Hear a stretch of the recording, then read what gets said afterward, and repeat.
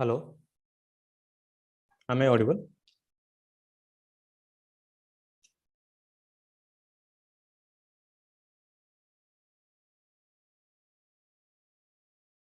Hello.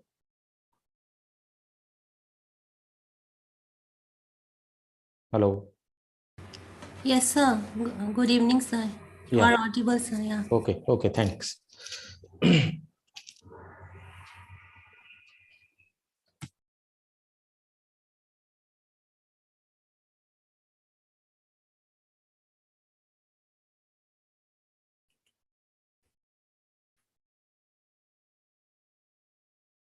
Okay. Basically, I'm planning to discuss this directional derivative and gradient.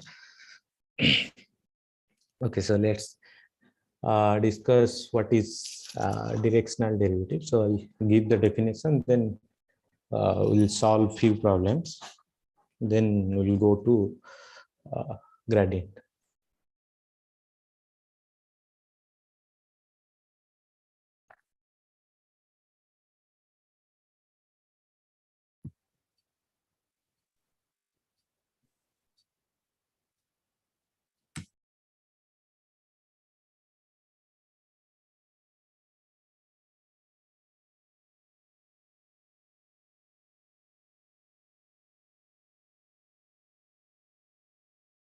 Okay. So the first thing is directional derivative.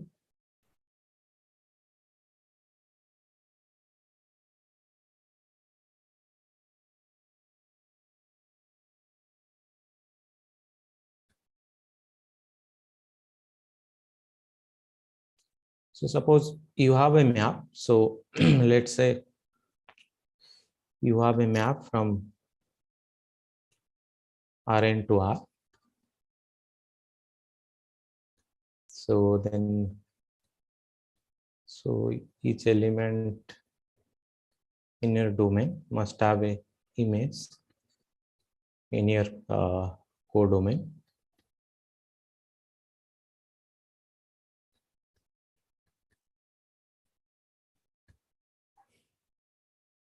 And let's say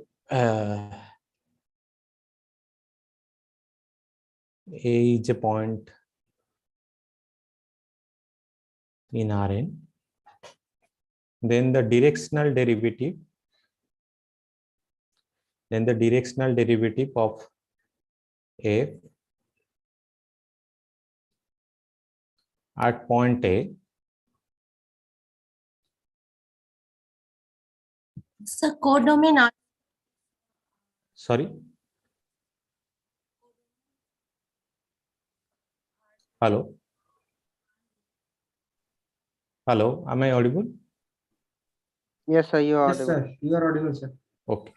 So, okay, like there is nothing about, like, you can make this to be a subset, some domain of Rn, and D is a domain, like the domain of the function is D and D is a subset of Rn. Then you need bit extra condition that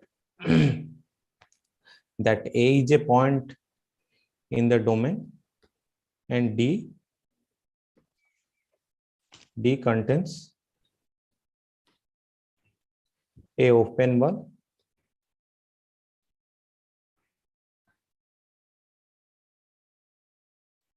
around A.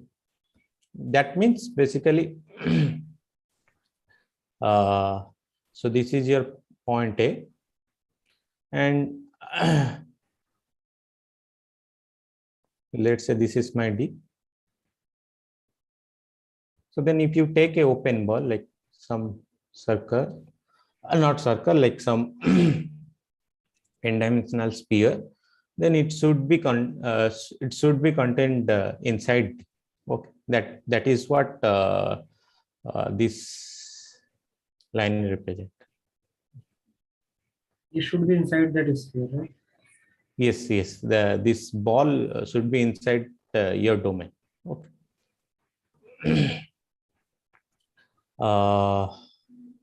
So this is your condition, like A is inside D and D contains a open ball around A. Then the directional derivative of F at point A in the direction of a unit vector. So this unit vector is important. You cannot take any arbitrary vector. In the direction of unit vector U is limit h tends to 0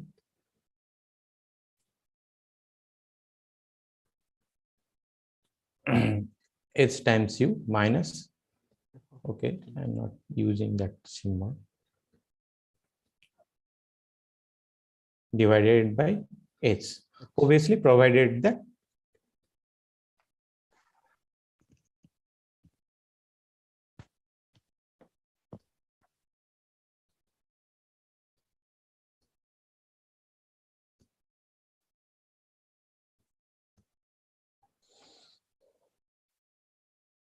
so so if the limit exists, then you say that the directional derivative so if the limit exists, then you say that this value, whatever limit you will get, is the directional derivative of the function f at point A in the direction of this unit vector u, right? This is how you define the directional derivative. Okay, so now let's say okay, so suppose this is your function, let's say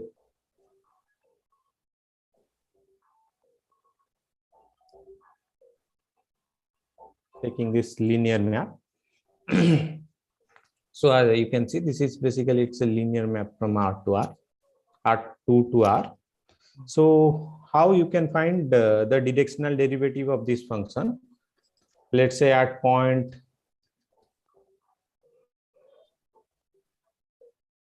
one comma 0 in the direction of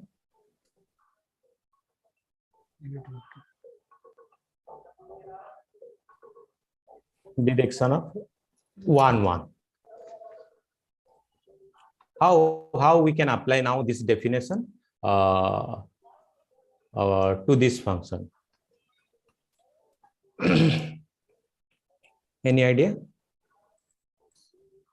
So you have to find the unit vectors. Sorry? You have to find the unit vectors for 1, 1 first thing. Yes, true.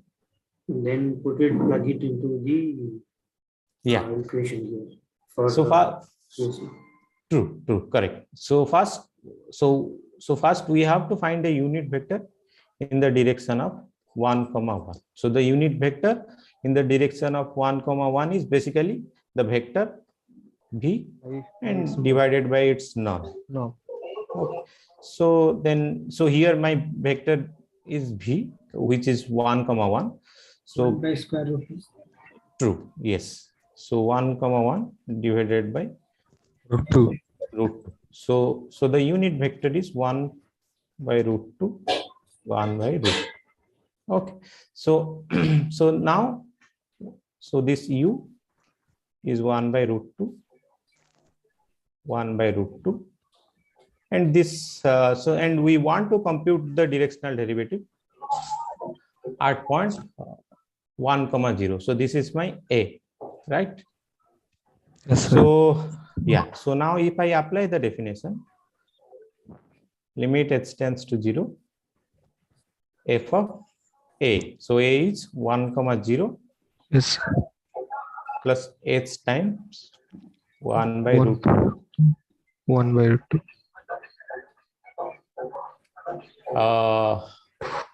minus f of 1, 0. yes. So this is divided by h. So I can rewrite this. This is this whole term. This is nothing but 1 plus h root 2 h root 2 minus f of 1 comma 0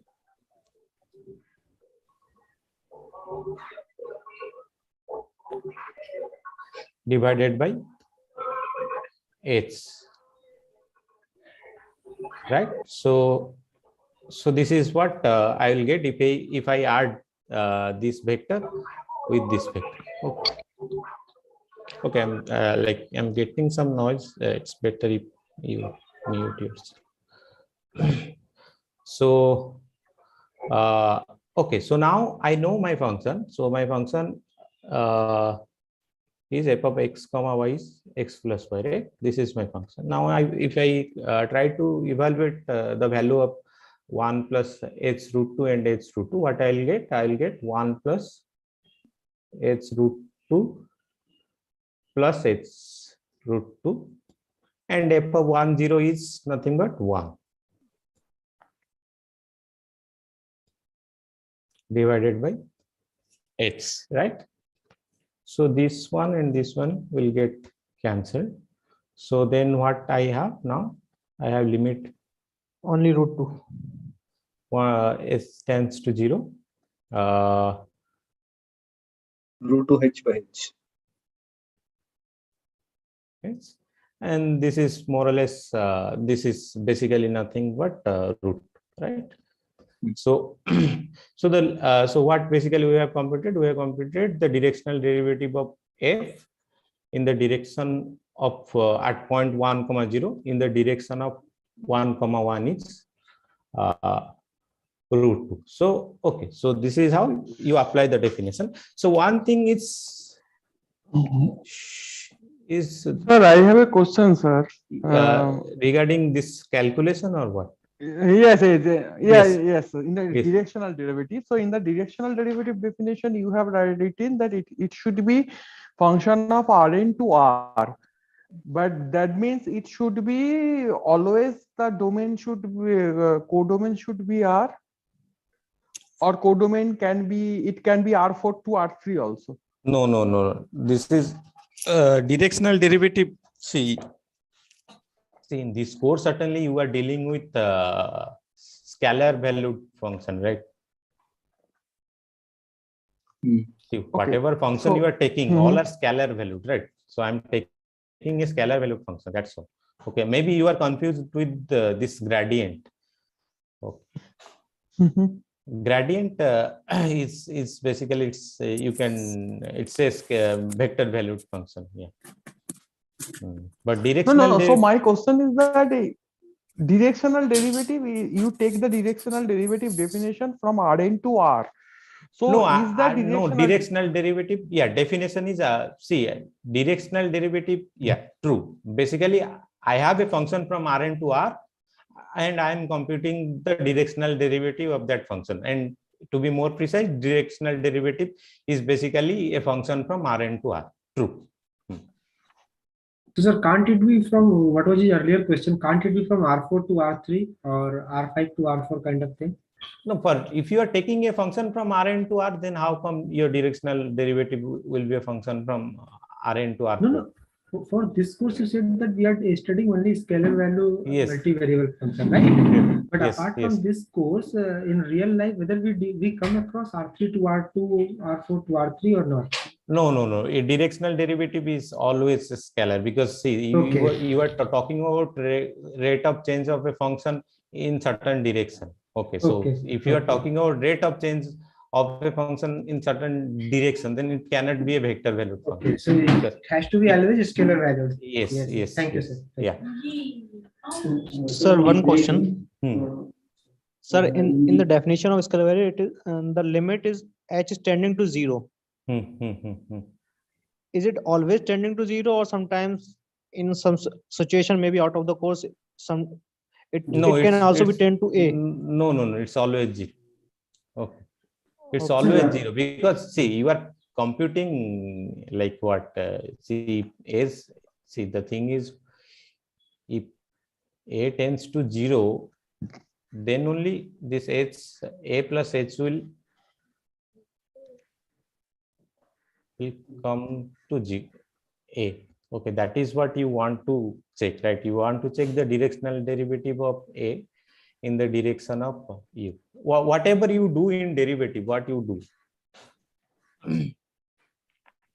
you compute the slope, right? That is what you are doing here. Okay, in some direction. Okay, so let So- me yes. So we can also use partial derivative to calculate the directional derivative and No, you can use directional derivative to calculate partial derivative. Okay, that is what I was going to tell. Okay, you can use. Sir, in some examples, in the lecture, so here, just like this one, so in Professor's lecture, some examples we worked out, but the results that we are getting, the calculations, there's a mismatch, not getting that because in some of the examples, Again, that's one Krishnamon, edge. sorry, Yes. I am not able to hear you. Okay. What I was saying is the video lectures does sir calculating some of these limits now directional derivative. So the results are not much like calculations. I'm getting a different result and we'll solve it. Okay, that is not. And in some of those, there one h in denominator is not getting eliminated. So that's okay, we'll see that. We'll see that. Yeah, certainly we'll see that. Okay, like using gradient, it's slightly easier to compute the directional derivative. Okay, so as you can see, so as you can see in the definition, when you are computing the directional value, let's say my function is from f is from, now I'm taking just from R2 to R. Okay, so you can easily generalize to Rn. So there is there is nothing special about Rn. You can easily do it once you know what is going on in R. Okay, so when you are computing the directional derivative at a point A, which is in R2 and in the direction of some unit vector which is also in Rn, obviously. So then if you define it, how you define it? This is nothing but A plus h times, so let's say A is, let's say x comma y. This is my point A.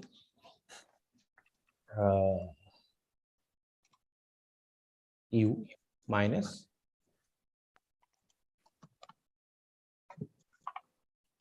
f of minus f of a divided by h. So in particular,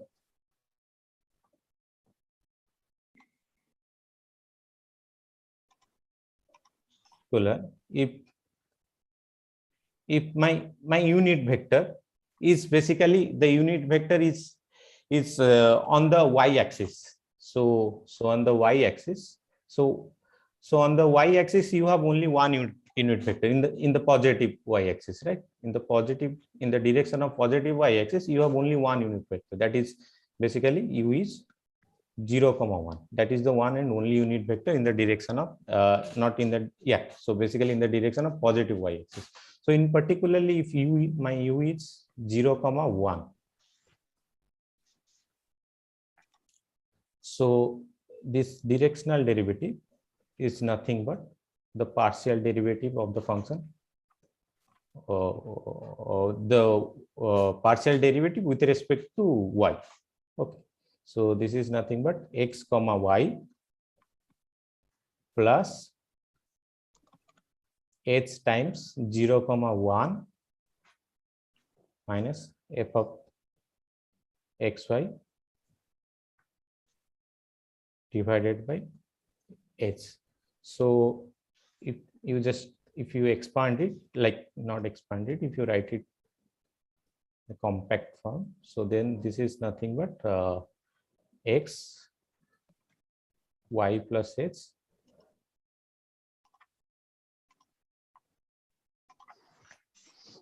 and by definition this is nothing but the partial derivative of f with respect to y at point x comma y. So in some sense, the directional, actually this partial derivative, they're basically the particular case of the directional derivative. And similarly, if you take the unit vector,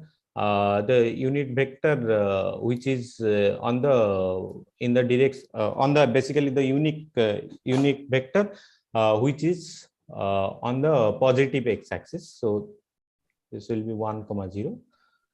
If this is your unit vector, then what you will get? You will get basically the partial derivative of f with respect to x, right? So you can see, right, this partial derivative, they are basically the particular case of directional derivative, right? Yeah. So we can't use the partial derivative combination to get the directional derivative. Sorry, Can't we use the partial derivative in a combination, x direction and y direction, combined to get the direction derivative? yeah, as far as I know, yeah, there is something from actually computing all the partial derivative, then you can actually get the directional derivative. Yeah, that is what that is what basically you are doing in gradient, right? Yeah, gradient. Yes. Sir, I'm not going to the details yet, but as of now, what I was thinking is like when you're comparing, trying options for computing the directional derivative between partial derivatives and the directional derivative along any direction, right? So if you have along any direction, I take a unit vector. Here we are talking about from Rn to R. Okay? But if you are taking some other dimension, then the unit vector will have all components, right? So then how will it be a partial derivative? It will not be a partial derivative if we are taking along any direction. Because we have to get the coordinates for all the right? Let's say it is Rn. See, there is okay. So that's what that is what I'm saying. Don't talk about function from Rn to Rm. Okay, this is slightly complicated. Okay, so then actually you have to take norm. Okay. So it's not like that. See, if you take a map from Rn to Rm, then the definition is not like this one. Okay, so you have some norm over here. You have to take norm. Okay, then because you don't have any meaning of this division. Okay, you have to take norm, then you can talk about all these things. Okay, so since this is basically this is a map from Rn to R, then basically we don't have to take norm.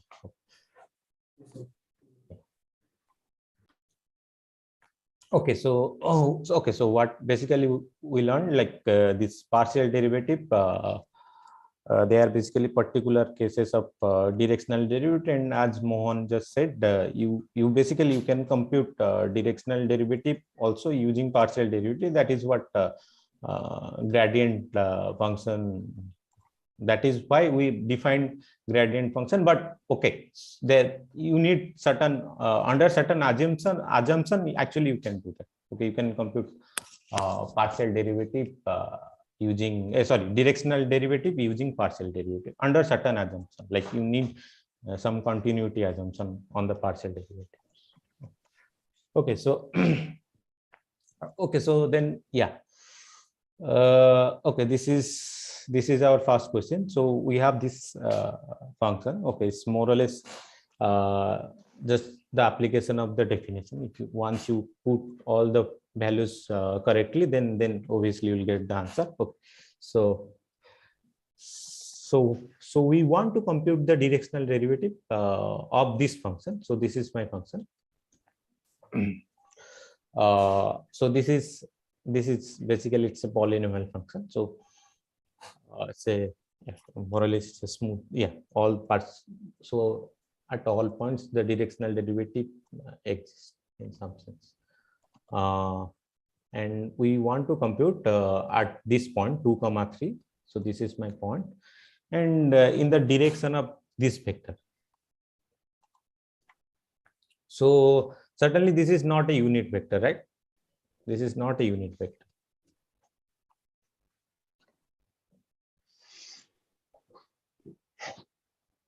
So we need to find a unit vector in the direction of this. Let's say this is my 2√2 2√2. So we have to first find a unit vector in this direction, right? So for that, what we have to do, we just have to divide the norm of this vector by this. We have to divide the norm of this vector. So this is 2√2 divided by its norm. So what is the norm of this vector? 4. This is 4. 4, yes. 4. Okay.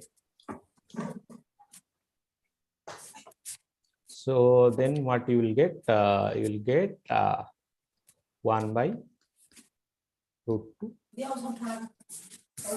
by √2. Okay.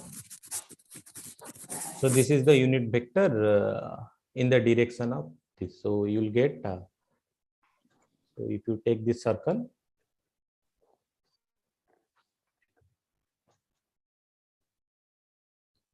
then this point is basically 1 by √2, 1 by. Okay. So why you draw the circle? Because circle will give you all the unit vectors in all the directions, right? All the points of the circle will basically give you all the unit vector in a particular direction, right? So if you want a unit vector in this direction, okay, so this point is basically the unit vector, right? In this particular direction, right? Because see this norm of a unit vector is 1, right? So if this is 1, then certainly u is inside the circle, right? Yes. And you want a unit vector in this direction, this particular direction. Okay, then certainly it will be on the intersection of this circle and this line. Okay. Okay, so now if I apply the definition,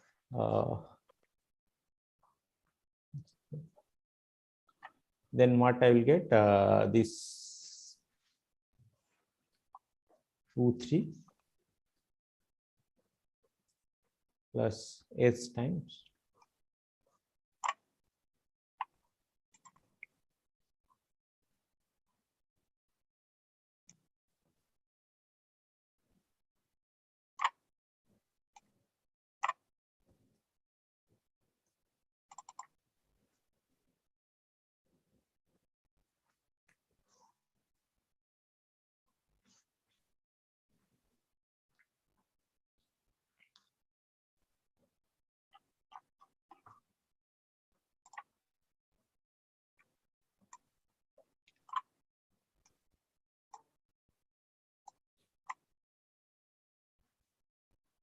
Okay, so now we need to compute this value. Okay. We need to compute this value. So what is f of 2, 3? Okay, for that, xy 2 square. So x minus xy 2y square. This is my function, right? Yeah. So what is f of 2, 3? Basically 2 plus 6, 10. 10. Minus 10. Minus 10. Okay. So this is minus 10. And now this one is 2 plus h√2, 2 plus s by √2 into 3 plus, okay, this is going to be lengthy, minus 2 times y square, right? So y square is nothing but square. Okay, so then what I will get? This is 2 plus h root 2. This is 6. And then plus 5 or h root 2. 5h by root 2. H square by 2. And this one is 2 times 9 a square by 2 plus 6 root 2, right? So okay, so if I'll just this is 18 minus 2h square by 2 6h into root 2 minus 12. 6h sorry, root 2 6h root 2 are not root 2 the denominator, actually numerator. not audible. I can't hear you. So root 2, the third term, root 12h, 6h, that is 12h root 2, not 12h. No, if I multiply 2 into 3, I'll get 6, right? No, sir, I'm talking about the last one. This one. Yes, sir. The squared one, last 3 plus h root 2. Yes, sir. That is 6 9. root 2 into 2. So it is 12, right? So Yeah, this but, is 2 into 3 into h root 2. This is 6 h root 2. And if I multiply with 2, then I'll get 12 h root 2. So I guess this is fine. So then, okay, so, and I have minus 10 over here, right? Because I need to subtract this one with f of 2, 3. Okay. Yeah. So then I have minus 10 here, and you can see actually this one will get cancelled. Oh, sorry. You add? This is minus 18. Oh no, The no, minus okay. 10. This is okay. Yes, Sorry. I made mistake. It is my mistake. So this is actually minus of minus 10. So It this will become is plus 10, sir. It will be plus 10, eliminated, yeah. sir. It will be eliminated. Yeah. Sorry. Okay. Actually, no. Certainly, this will. So they will get cancelled. But Yes. whatever I have written, it's not correct. Okay. Correct. H square by 2 minus 6h by root 2. Yeah. So eventually, what you have limit s tends to 0. Minus h square.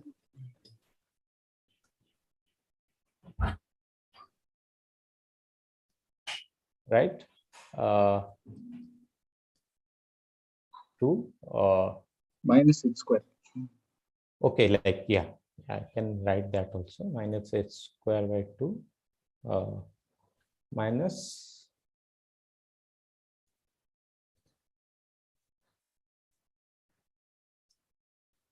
right. And now if I divide by s, then what I will get? So here I will get 1 by root 2. Here I will get 5 by root 2. Here I will get s by 2, and here I will get 12 by root 2. Okay. So as limited h tends to 0, this will become 0. Okay. So finally, what you have? 1 by root 2 plus Minus 5. 6 by root 2. Yes. Minus 12 by root 2. Okay. So whatever you will get, that will be your final answer. Okay. So this is your directional derivative of this function at point 2, 3 in the direction of 2 root 2 and 2 root. Find a. Sorry. You're supposed to find a minus b. Minus 6 by root 2, sir. But this is equal to, show the question here, it's equal to a with Again, I can't hear you. Sir, final answer. What is A and B, sir? What is A and B? B? Yes, sir. In the question, it is, I think we have to find A minus B. What is A and B? Yes, we are supposed to find A minus B. Yeah, whatever you will get, like, okay, so okay, you want me to compute it? So A and B both are unknown. The final answer is minus 6 by root 2. The value of this expression is minus 6 by root what 2. is what is Minus the 6 final? by minus 6 by root 2. The limit is minus 6 by root 2. Yes, sir. This is Yes, yes. Can you scroll up some? Yes. Now, how to find A minus B? Oh, okay. So this is A will minus be minus 6 and B will be minus 3 1 by root 2. 2. Minus 3 Okay, root so 2. no, actually, this is not. I think something is wrong. No, actually, nothing. This is minus 3 root 2, sir. Okay, Minus so, 3 root okay, 2. let me So, do. but both A and B are unknown. Sir. Okay, let me do it first. So just allow me to. Okay, this is basically 6 by root 2, right? Now Right. you multiply root 2 in both denominator and numerator. Yeah. So minus 3 root 2. Minus 3 by root. Minus 3 root 2. Minus 3 root 2, right? Right. Yes. So then what is A? A is minus 3. And B is? Root 2. 2. B is 2. This is A. How will you get that? Root. See, this is in the form of A root B, right?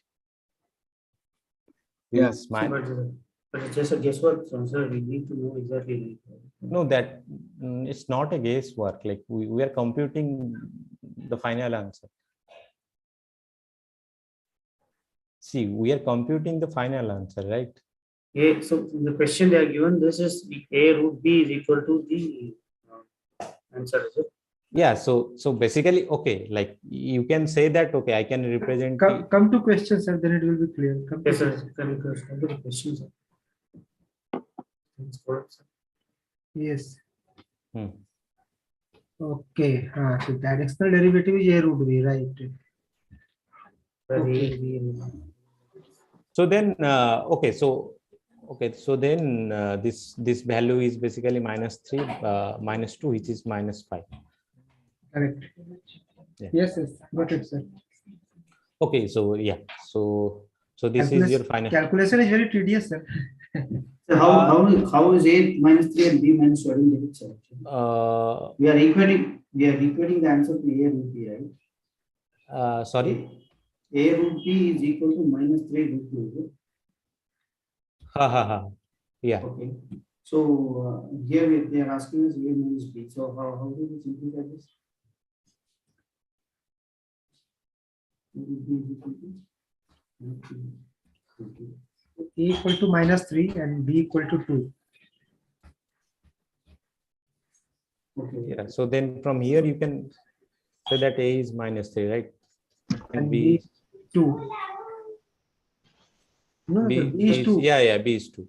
B is 2. Yes, sir, we can have also other combinations of No, that is the problem. Like if you take some different form, you have to take the simplest form. Okay, like when you are when I'm taking in some number is there in the form of A by B, so you can take 1 by 2, 2 by 4, 6 by 4. But the thing is, you have to take in the simplest form. Okay.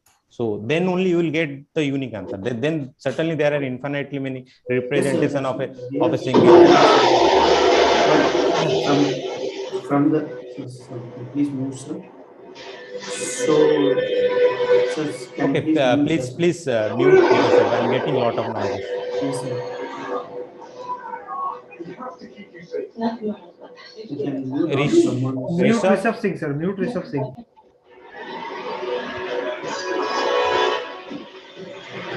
Can we go, sir?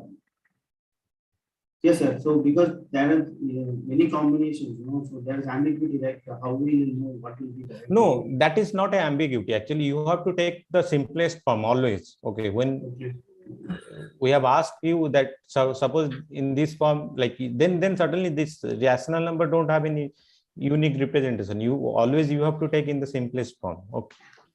I think CP we have to bring the expression in the form of given in the question, in the form given in the question. Yes, you always you have to take the simplest form. Okay, so that certainly this also you can write this A root B. Also you can write something else, like see this this is, let's say, now you can multiply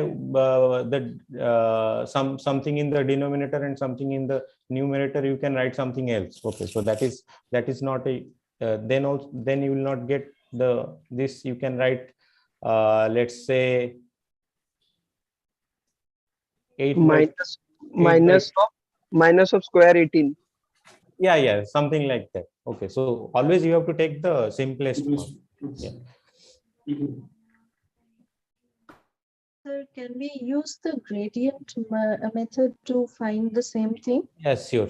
You can use the gradient. Okay. Yeah. Thank you so much. Yes. You're coming to that, no, sir?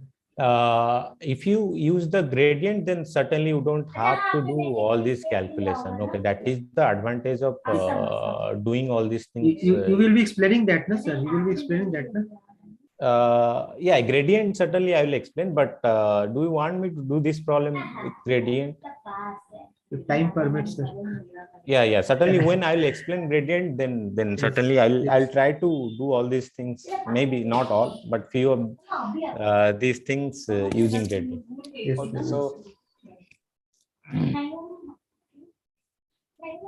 Okay, yes. so so the next question is, you have a map. So this is my map. So this is a map from R2 to R, certainly. Yeah, so this is scalar value map, and it's saying that at point 1, 0,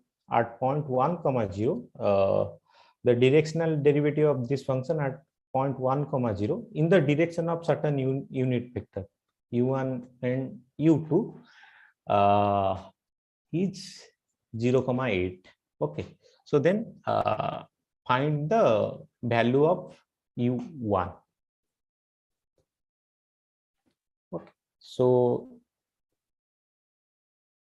Okay, so any idea how we should start solving this question?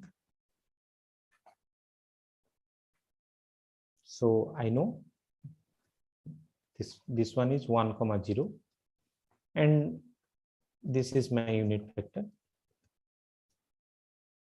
and I know the directional derivative of this function at point A in the direction of this vector is 0, 8.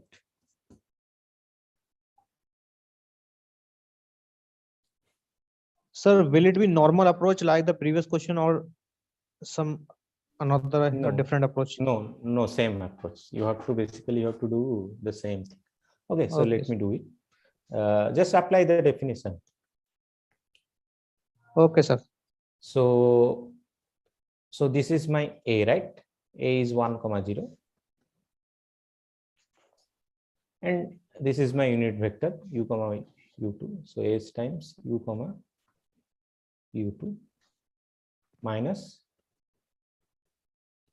0. This is H, and I know this value. It's given. This is 0.8. So now, okay, now you compute this one.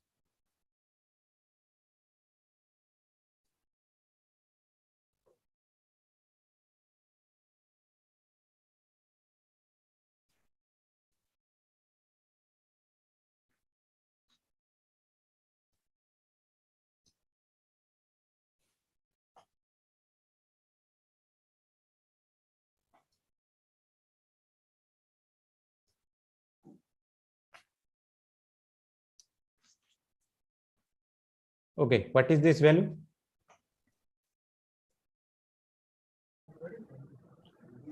My function is f of xy is x sin y.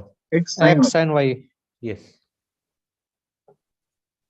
So what is f of 1, 0? 1 plus HU1 into sine of HU2.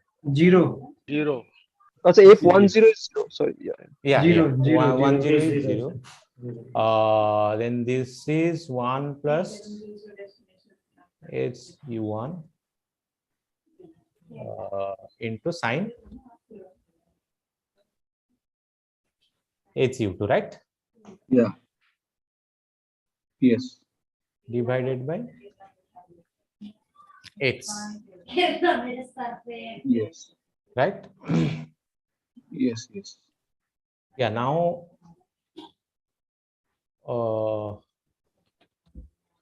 limit tends to 0. If I multiply this thing, what I will get? Sine 2 divided by H.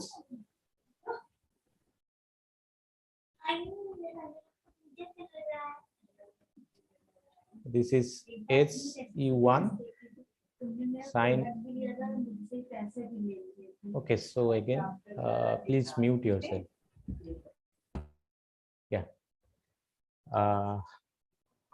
So By H. By H, true. So as you can see, this limit is 0, right? Yeah, that is 0. Because this one will get cancelled, and you can take U1 out of that limit, and sin H U2 limit H tends to 0 is basically 0, because sin 0 is 0. Now, what will be the value of this limit?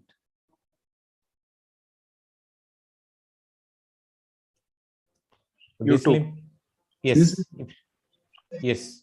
If you apply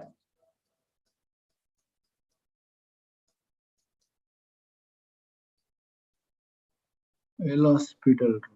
Yeah, if you apply the L'Hopital rule, then this one is basically U2.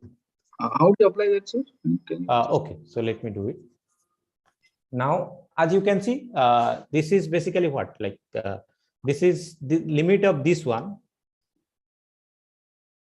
The function given in the numerator is 0, right? As H tends to 0.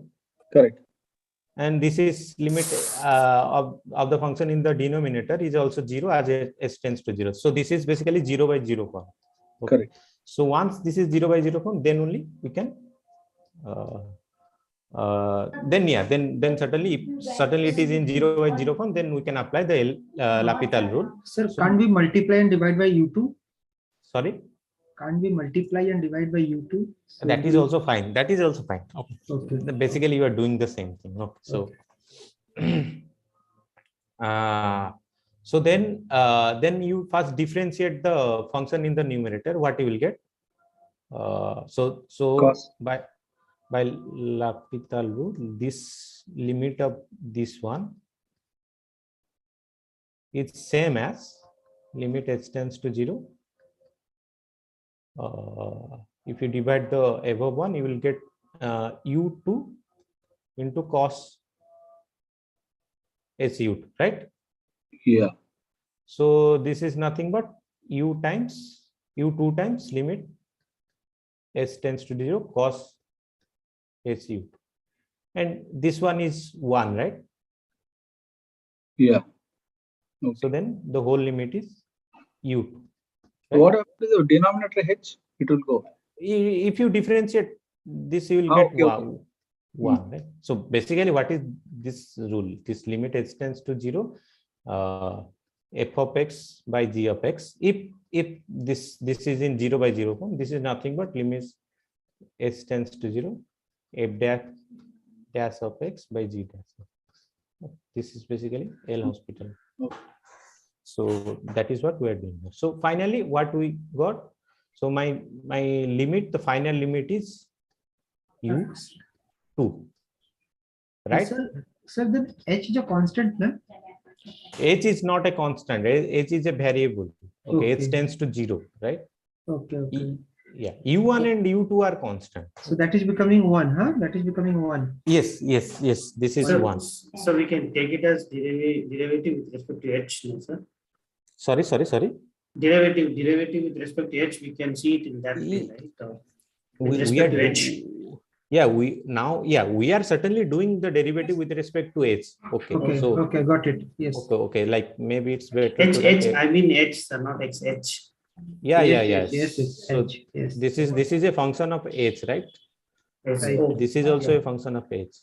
Okay. Yes. So this is better to write in terms of s, or you can change from s to x also. That is fine. Okay, so that is what. So it is u2 equal to 0.8. Yes.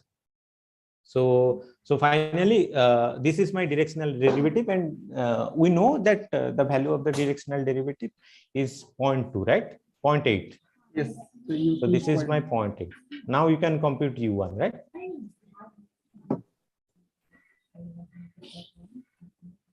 You can compute u1 by their magnitude, sir. Huh? Like we have to Yes. find out their magnitude. Yes. So we know that u1 square Plus 1, right? right, So we know u2, right? right. Okay.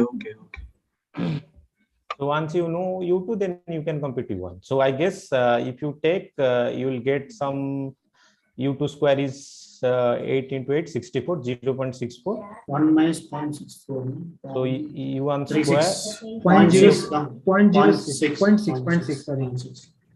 0.6. Yes. This will be 0.36. U1 square will be 0.36. So you are saying u2 square is 0.6. 64. Yes. 0.06.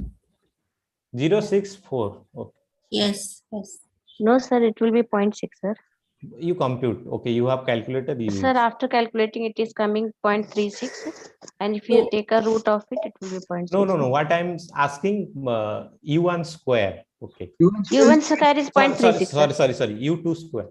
Again, sorry. U1 square, na sir. U2 is already 0.8, na. No, he So is sir is U1 going square is sir is going 0.8. step by step. Let him do, na. Sir is going step by step. Okay, Yes, I'm doing so. Okay, so first thing, I know the value of u2, right?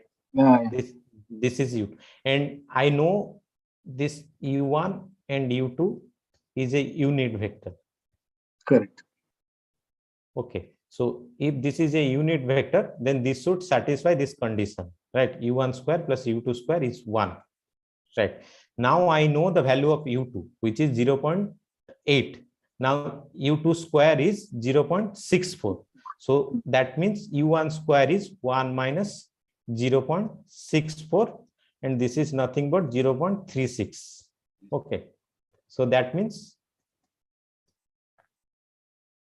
u1 is 0.6.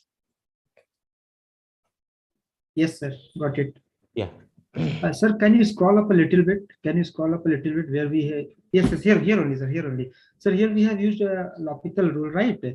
So we could have simply multiplied and divide by u2. So sine u2h. Then again, how you like? Basically, again you have to use L'Hopital rule. Like you are saying, see, in the again also you have to use L'Hopital rule. How you can say that limit s tends to 0, sine s by h is 1.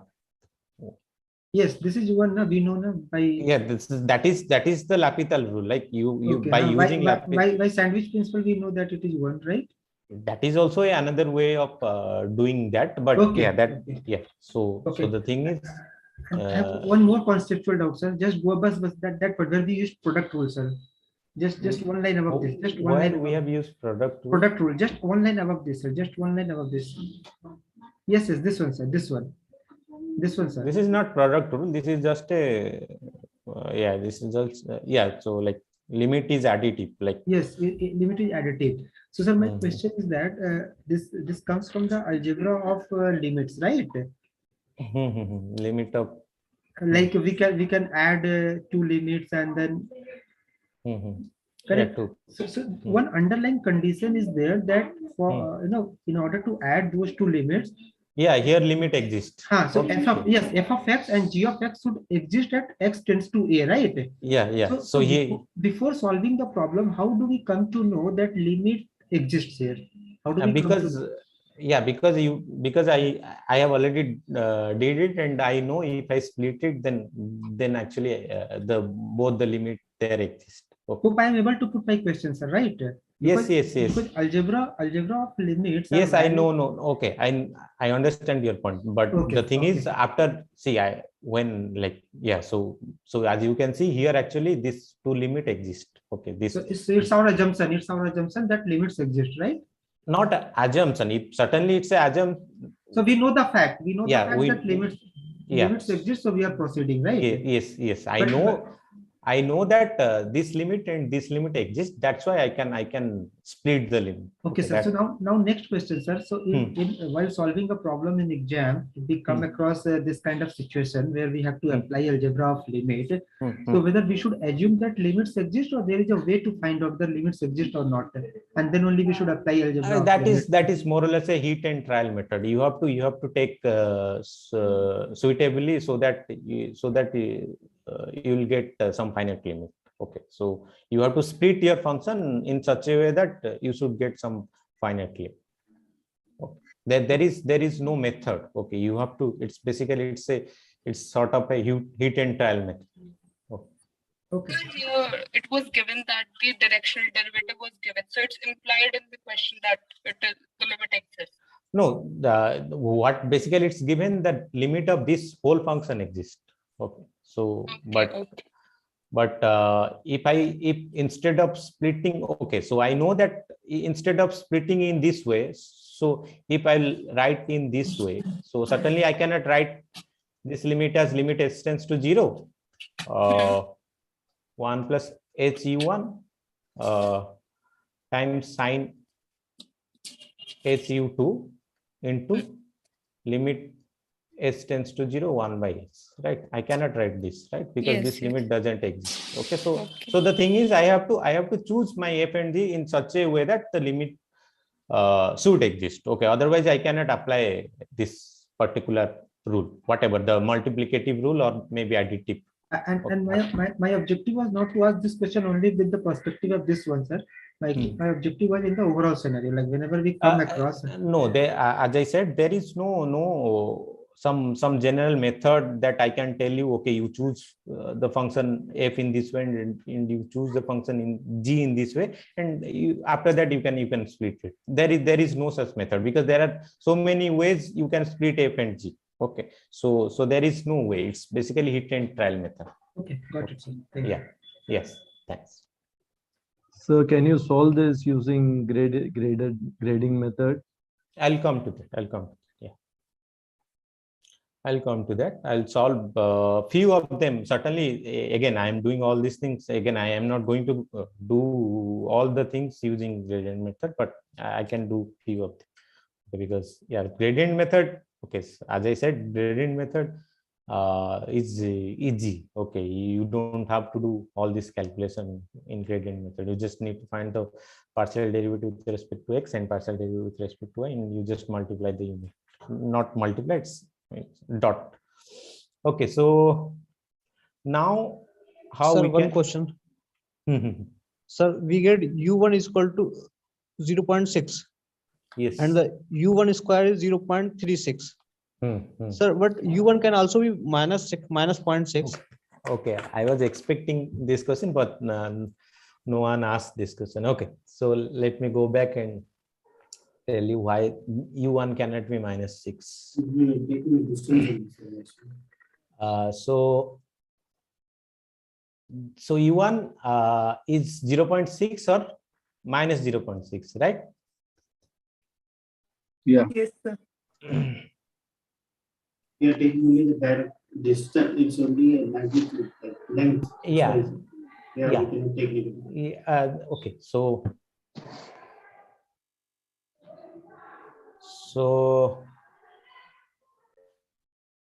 what is u1? U1 is this is my u1. Let's say this axis is u1, and this axis is u2. This is a circle, and I know u1 is 0.8. Means means x-axis, x coordinate is positive, right? Yeah. If x coordinate is positive, then either the point u1 and u2, it's either in this first quadrant, right? Or fourth. Or fourth quadrant, right? Correct. So now, do you think is it possible that the value of u1 is minus 0.6? Sorry, sir. What did you say, sir? Uh, First and fourth quadrant. Sorry, sir. I missed it. See it. Okay, I guess I made It is mistake. possible, is it? Okay, sorry. It is possible, right? Just a minute. Just a minute. I made a mistake. I thought like the coordinate of u1 is positive. No, it's given that u2 is 0.8, right? Right. Yes, sir. That means u2 is positive. That means it can be either in First or second quadrant. First quadrant or in the second quadrant. Yes. It can be third also. Why? Why? Third. Okay, you two, right. Yes, u2 is positive, right? U2, So either it's in the first quadrant or in the second quadrant. Right. So then you can see that u1 cannot be negative. Okay. It will go to second quadrant. Yes. Sir, how? So it can be negative answer. U1 0.6 minus 0.6 also is possible. Huh? That vector. Sorry. U1 may be minus 0.6, right?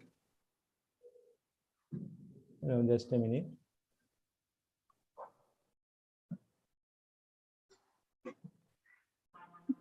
You can draw a vector in that direction, right? 0.8 and minus 0.6. No, you are saying. So this is my u1, right? Let's say this coordinate is 0.6, 0.6, 6, comma 0.8. 0.8. Okay, so you are saying you can have a mirror image. That's right. 0. Minus 0.6. Can you scroll up to the question, sir? 0.6. Just for a minute. 0. Sir, you need this direction. The Sir, vector is there, na? Sorry. So there, it's given. Can you show the it is- question, sir? Can you close the question, sir? Sir, 0.10 is there, na? That is on positive side. 0.10, yes, sir. That's correct. Sorry. 0.10 is 0.10 is in the first quadrant. Sorry, it's on the direction in which we have to find out at 0.10. That is a point A, but the direction. No. Yeah. So tell That's me correct, what. na? That's correct, sir. Like the point is 10, so it is on the x-axis, right? So it has to be in the direction. The unit vector has to be in that direction, you know, positive side. Why? Why?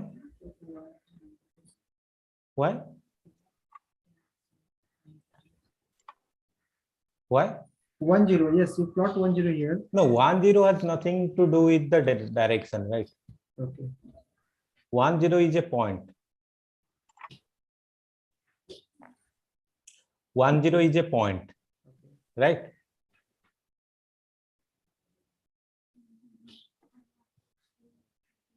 One zero is a point, right? Okay. Yeah. So, okay, am I audible? Yes. Yes. So the thing is, what is the issue? If you are taking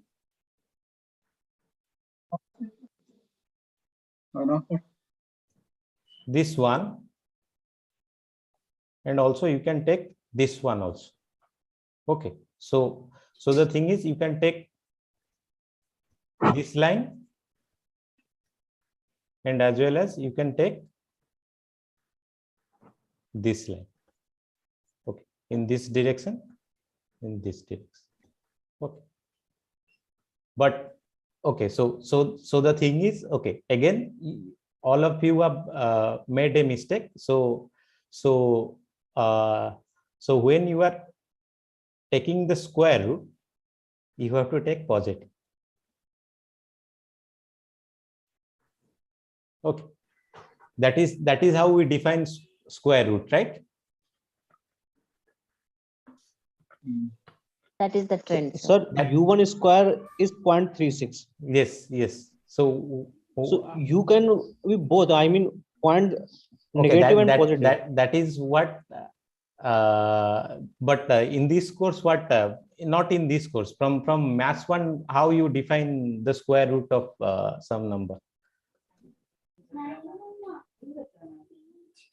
We take only positive value as a convention, sir. Yeah, that is the convention. Okay, so whatever. But in earlier classes we used to take both plus and minus value. No. In maths 1, you never took both positive and. No. I'm saying before maths 1 also. That is earlier. No, that is a different thing. Okay, so different courses have different terminology. Okay, so the thing is, if you take so someone asked, right? So if you take the negative thing, then negative if you take, then you can take so then you can take the value in this direction as well as in this direction. Okay, so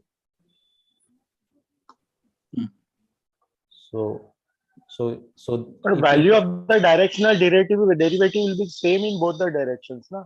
Yes, this direction also and this direction also. This direction also and this direction also, they are same. Okay, if you take the value of the directional derivative in this direction and this direction, they are same. Yeah, true. Yeah, but my point is, okay, if my point is when you are computing this, right?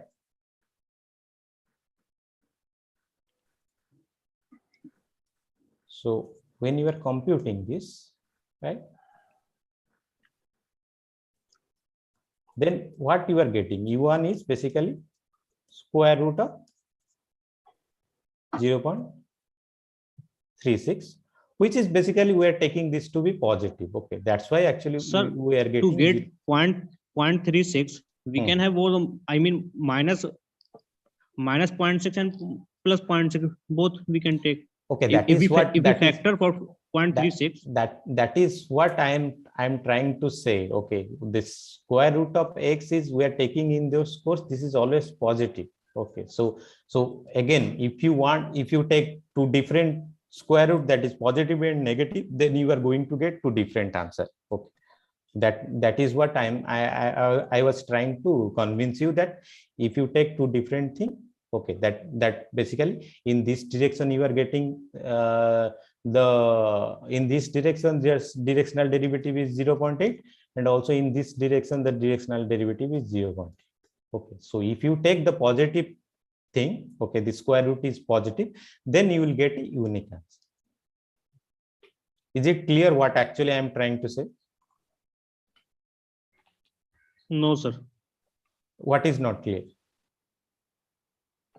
So this is negative and positive. Yeah, that is the definition. We are defining that square root of x is positive throughout from the first semester, like from in maths 1 square root of going by that logic, it is clear, sir. That is a convention, so we have to accept it. Yeah, so that is what I'm saying. If you don't take that convention, okay, then you will get multiple answers. Now is it fine? If you are not going to take that convention, then you are going to get multiple answers.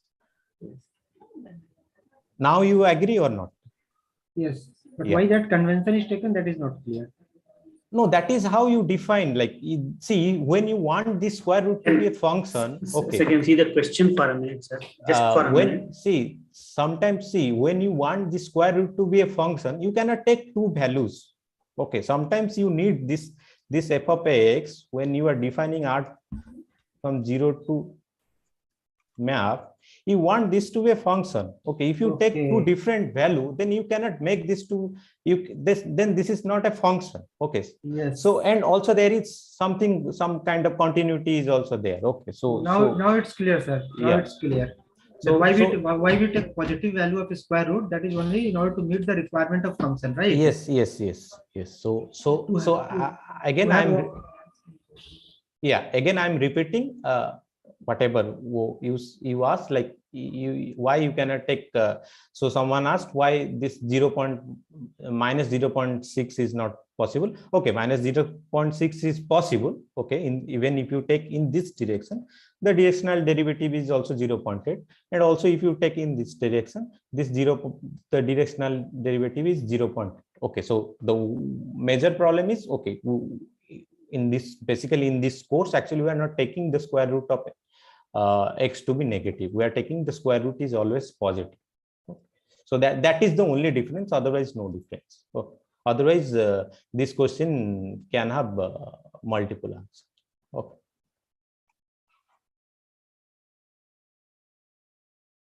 Now is it clear? Yes, sir. Okay. Okay, so let's go back to this question. Okay, so now I want some of you to solve this one, like how we can start solving this one. So yeah.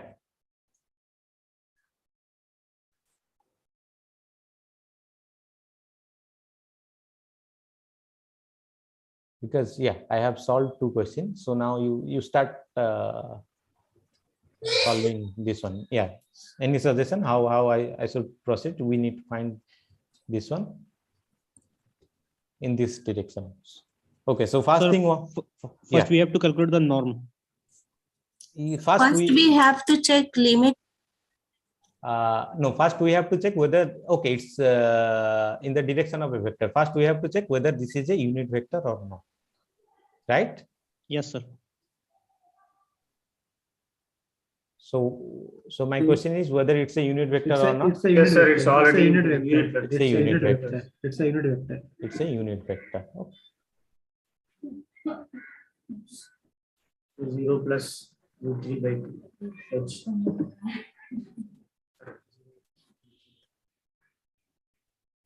So now I need to apply the definition. Simply I'm going to write it. So this if I'll take, I'll get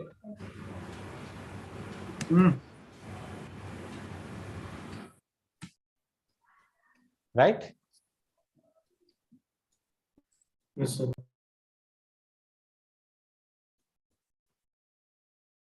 Again, this is actually a mistake.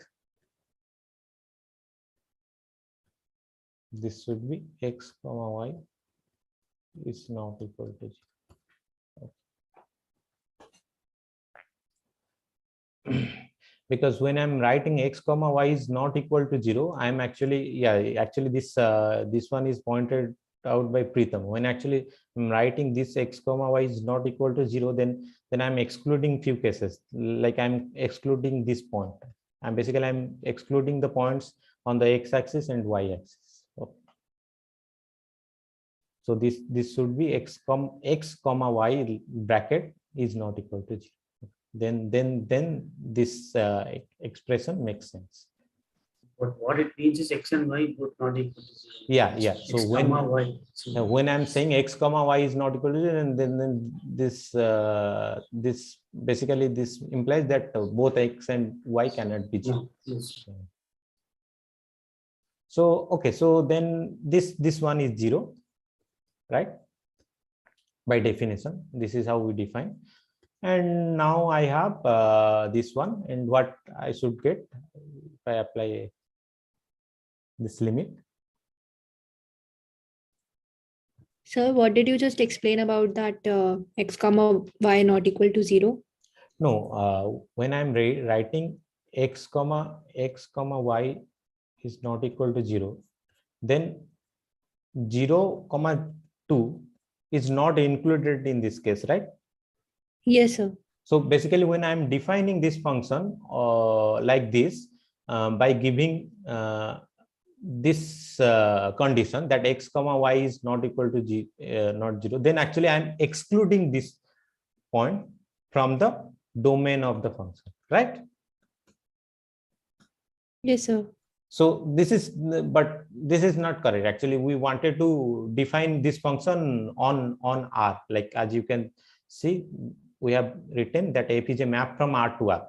We are saying that f is a map from R to R, but we don't know what is the value of this function at 2, 0. So then this is not a well-defined function, right? So when I'm saying that f is a map from R to R, then I should know value of this function on all the points of R. But the way I have defined this function, I don't know what is the value of this function at point 2, 0. Clear? No, no. When I put it under bracket, what does it mean? Does it mean that either of these should not be, both Sorry? together should not be 0? When I'm putting it under parenthesis, Sir, both together, yeah, Yes, sir. simultaneously they are not 0. Okay. that is what it means when I put the parenthesis. So that is taken care by the second statement, x equal to 0, both should not be 0 at the same time. No. That is, see, no, there is a difference. Okay. It's saying when saying x Yes, sir. equal to Both 0, both at the same time 0. the value of the function is 0. 0, right? yes, sir. Yes, Then sir. what is the value of the function at 2, 0? My question is this. So not a problem, sir, because denominator will not be 0 in the first case. No, Sir. but, That's why they. no, that is not. But the thing is, the way I have defined this function. So Okay. what I think is for 2, 0, it implicitly means that you have to take the first. No, not implicitly. This is a bad way of representing this function. Okay, this is not a correct way to represent this function. Okay, because when I am defining like this, I am actually excluding all the points on x-axis and y-axis. Okay, so this is not. So this is okay. Maybe you know that. Okay, this should be. So this should be this. Then you can take like. Because my thinking was when they are mentioned in the piecewise definition. In the piecewise definition, they are mentioned that x equal to y equal to 0, which means they have included instances where both of them are 0. In any other case, the first one holds good, which means any one. No, that is actually you are taking some extra assumption. Okay, but when I'm writing 2, when I'm writing 0, x, y is not equal to 0, then actually I'm excluding this point 2, 0, because 2 in 2, doesn't satisfy this condition. Okay. So then I don't know what is the value of 2. Okay, please, yeah. Yeah, maybe, yeah, whoever is talking, please mute yourself. Okay, so then what is this thing? This is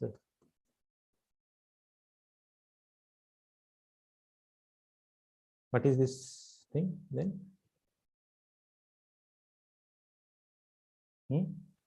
H square 3/4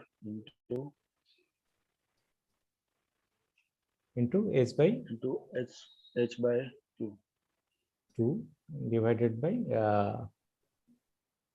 x4 h to power 4 9 by 16 9 by 16 plus y plus square h square by 4 plus h square by 4. Okay, so Finally 0, I think. No, I don't think. 6. You will get h cube, right? There's a 1 by h also there. And divided by h, sir. Total of this. So yes. Yes, sir, divided. Yes, sir. Okay. We can take common h square in the group. Yeah. That certainly I'm going to do it. This is basically h square. H square by 9. Have we missed 1 divided by h on top that was there? Okay, sorry. Yes, sir. That also we missed. Yeah. Right. That is correct. Actually, I have missed this h. Okay, then basically what I have to do. Sorry. If I have to do, then I have to multiply 1 by h, right? Yes, sir. Yes, sir. Then I have 1 by 4 over here. Then h cube will. Yes, this h and this h square, and they H cube. get cancelled with h cube. Then what I will get if I apply the limit, then I'll basically H get square will be 0, sir. Divided so by 1/4. this is 0, then 3 by 8 divided by 1 by 4. Okay, so maybe 3 by 2. Yeah, this is basically. So yes, 3 by 2 is answer. Yes. Okay, so this is basically the directional derivative of this function at point at this point. Sir, from where this 1 by h came from last? Sorry? 1 by h. So this h, right? You have this h here. Okay.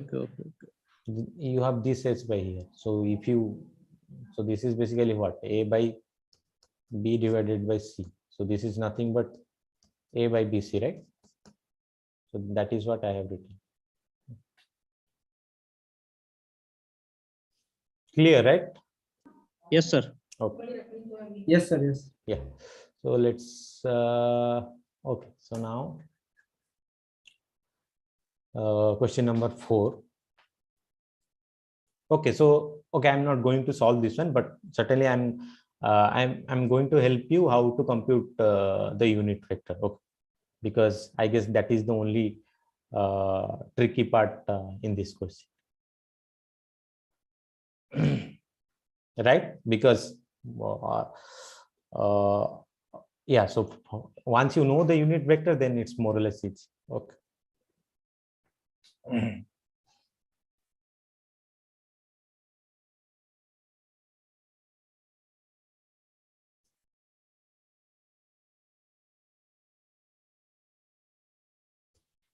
So this is the point 1, 2. Let's say it's here.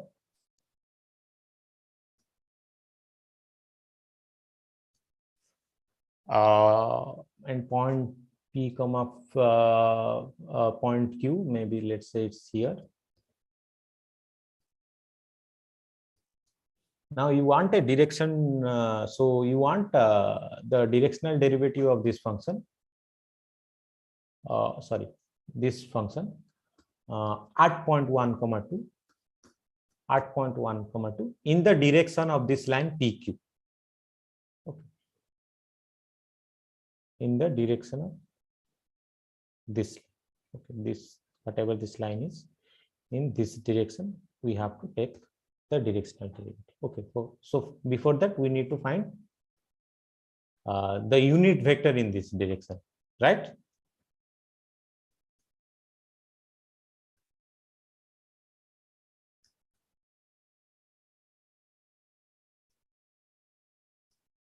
Now what is basically the unit vector? You take a line passing through origin and which is parallel to this line.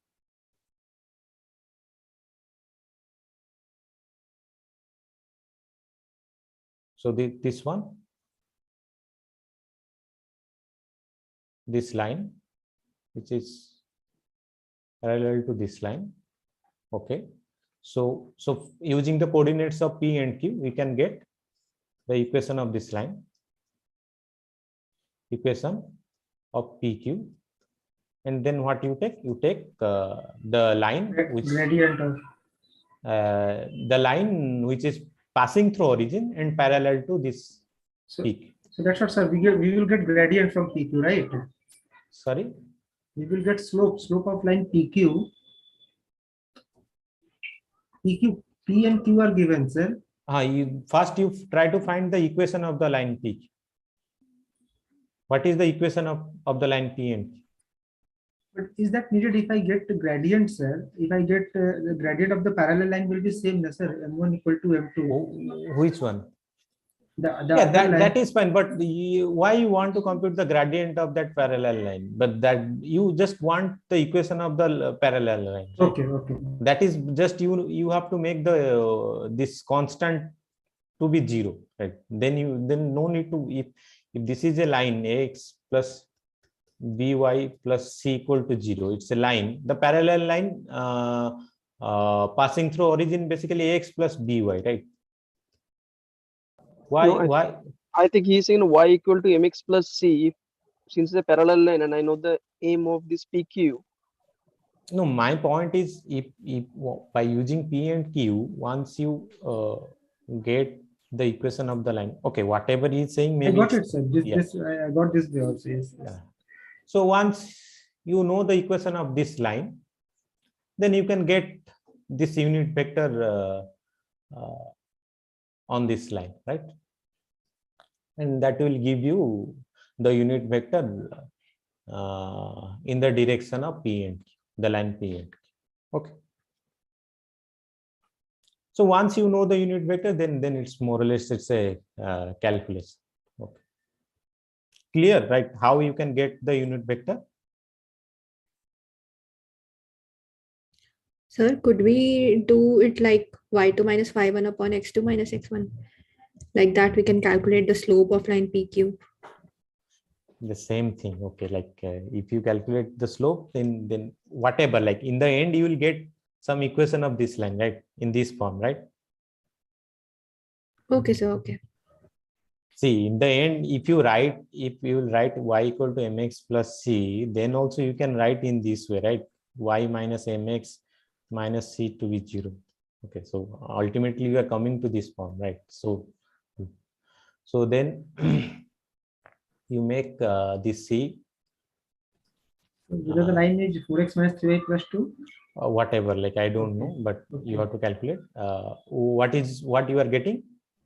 4x minus 3y plus 2. I may be wrong. No, that is fine. 4x minus 3y plus 2. 3y. So, but I have a query here, sir. Plus 2, sir. Plus 2. Okay, that is not an issue. No, it's not a problem. If you just substitute the value of p and q over here, then you will know whether you are correct. So, but there will be a difference between unique vector. Just a minute. Yes, sir. Yes, sir. Yes, sir. Yes, sir. Okay, so then yes, then it's correct, sir. It's correct. Then this is my line. So Yes. then this is my line. Then as you can see, 4x is equals to 3y. That means x is, let's say, what, 3y 4y, right? 3 upon 4y, yes. Yeah. So then this point 3y 4 comma 1 is basically in this line, right? This is in this line, right? Yes. Yes. Then you take the unit vector. How you compute the unit vector? You take 3y 4 comma 1 and you divide it by its norm.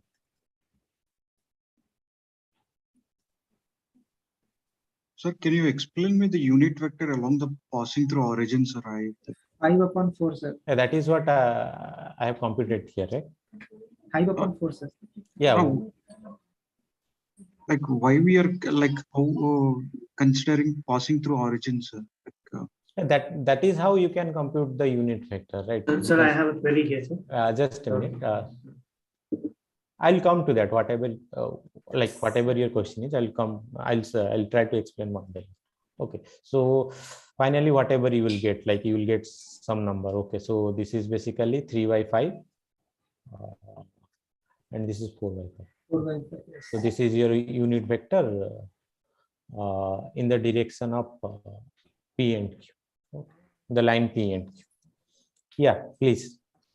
So just one vital thing which I think here is involved is with the unit vector, unit vector in the direction of PQ or a line parallel to PQ.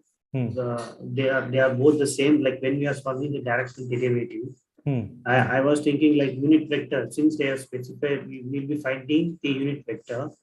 So the let's say a parallel line, we are taking the parallel line and trying to get the unit vector, right? So will that be the right approach, because there will be any number of parallel lines to PQ, right? No, that's why there is a unique. See, what do you mean by unit vector? If you don't have a origin, then you don't have the concept of unit vector, right? If there is no origin, sir, even for line PQ, let's say line PQ. No.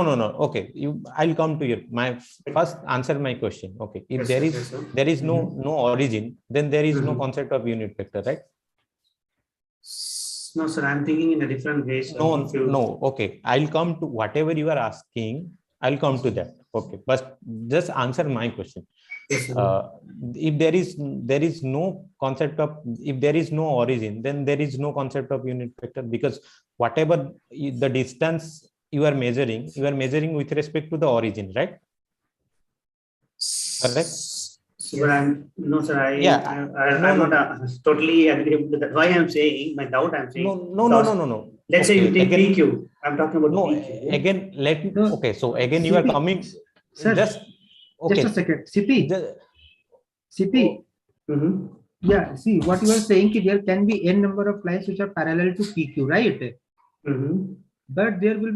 only one line which is parallel to PQ and passing through origin. That's what sir is saying. Sir is trying to say that there is no concept of unit vector if your line is not passing through origin. No, I'm not saying that. See, if you look at the lecture, if you have a vector, PQ is a vector. PQ is also a line of vector.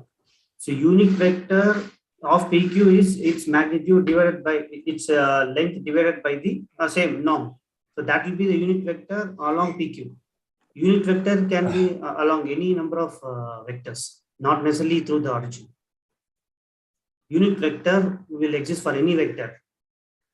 When you divide the vectors vector by its norm, whatever like we can say, like with the unit vector we're trying to spanning along the PQ line. Okay, let me say it. Okay, so I don't want to spend a lot of time on this. So let me say what I want to say. Query, sir. Just whatever you are saying, okay. yeah, I understand your okay. thing. Basically, whatever you are saying is basically incorrect. Okay, so so when I'm saying a unit vector, okay, when I'm saying a unit vector in the direction of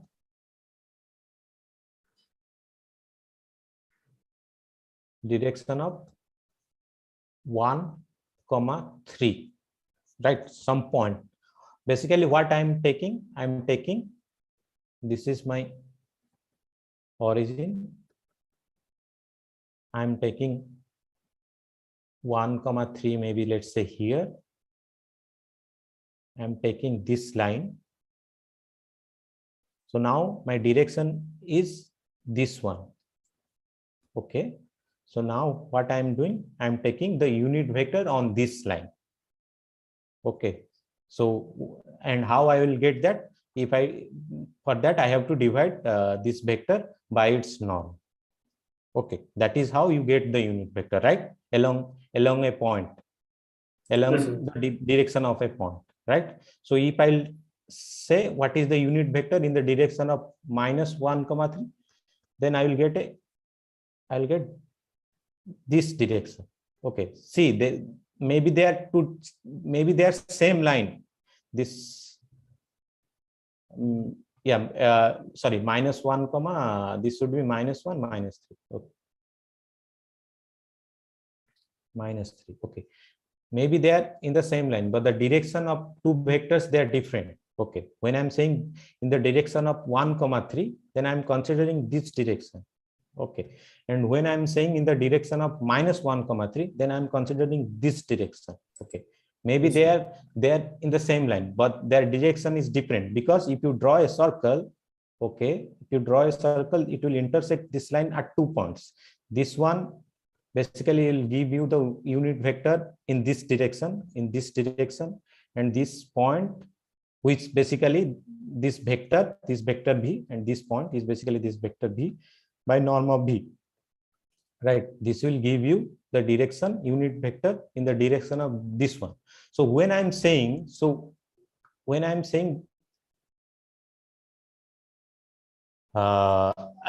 the direction, when I'm saying a unit vector in the direction of line P and Q,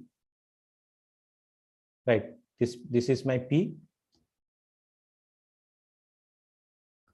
This is my Q. For that, what I have to do? I have to find a line which is parallel to, because if I don't have origin, then I cannot talk about unit vector. Then what do you see? If I just simply, if I take a plane,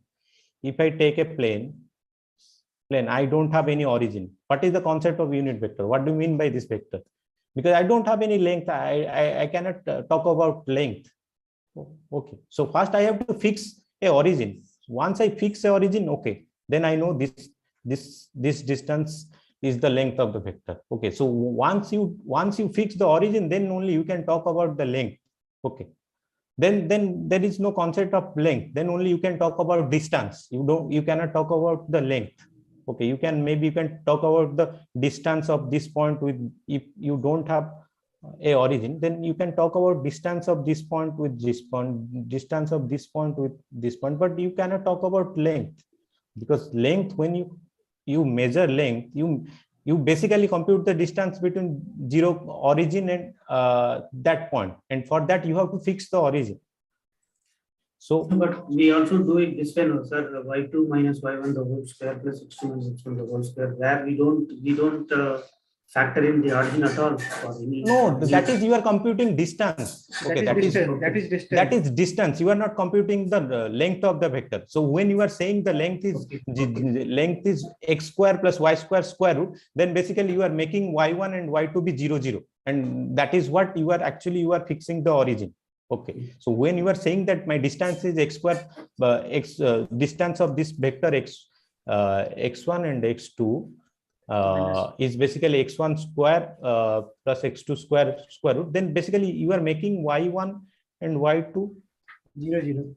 0, 0. Then basically you are fixing the origin. Once you have origin, then only you can talk about distance. Then So can we say these The are choice of origin can be arbitrary, right? yeah, certainly this can be arbitrary, but here we are taking 0, this 0, 0 to be our origin. Yeah. Sure. So like I'm asking, like, can I fix my origin to be P? So then it would be Yeah, the that is basically you can change your shift your origin, right? Okay. Sir, when we are taking origin like 0, 0, can we say that we are talking about positional vectors? Positional vector, what is that?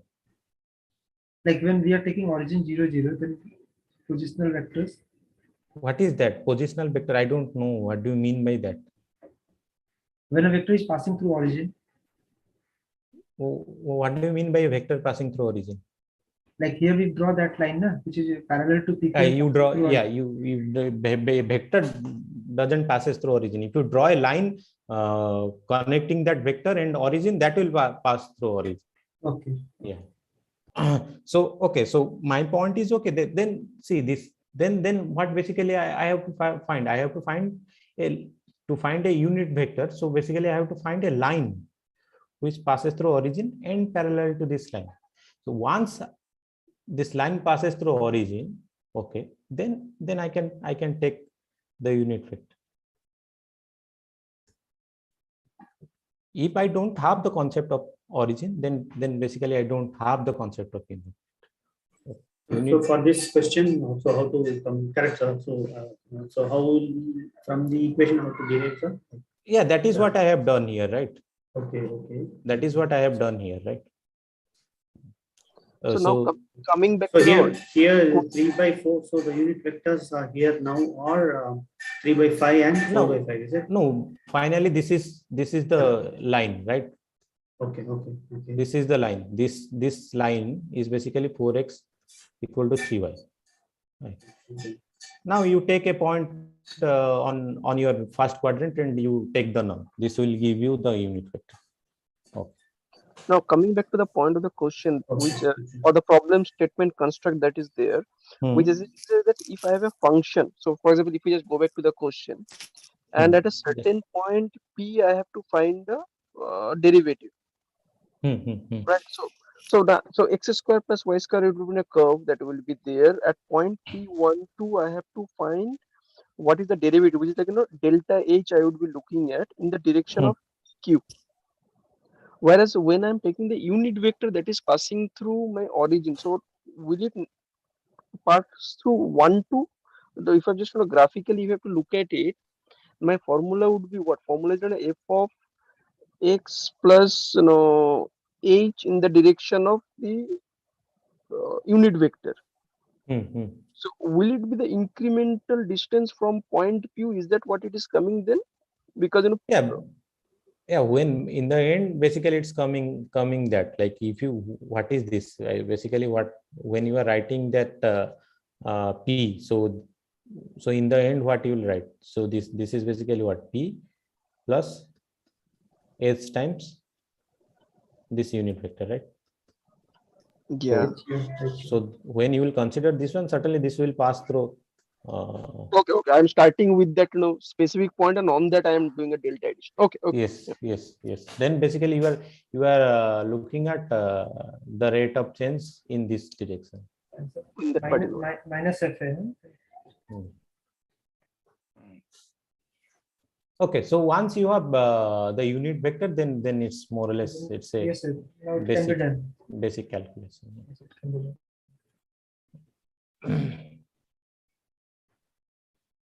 Okay, so now So I'm here in 3/4 and 1, sir, so that part, which was the one which we arrived at, sir, okay, actually, you calculate like this Okay. is more or less easy. Okay, you take a point once so this is my equation of the line passes through origin. Okay, So the first now, quadrant we have taken.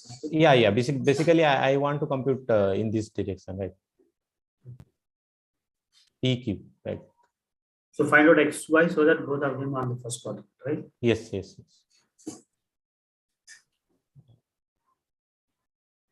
Okay, so because okay, it's already too late. Okay, I just want to discuss gradient.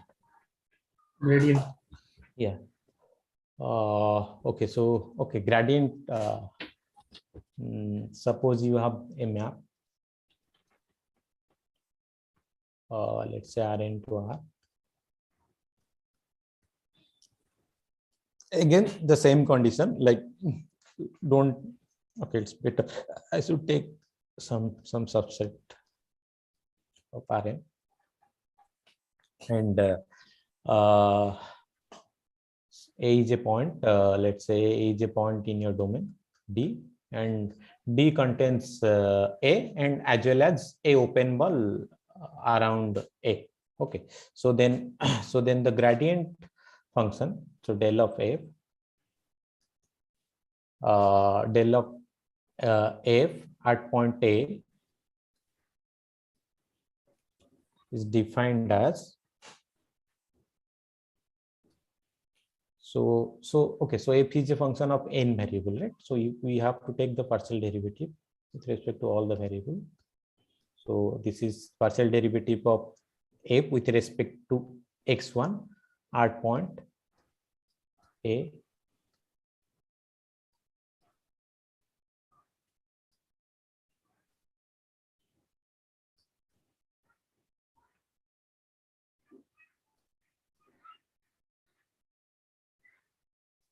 So so once I know all the partial derivative, all the value of the partial derivative at this point, A tilde, then basically I know the gradient.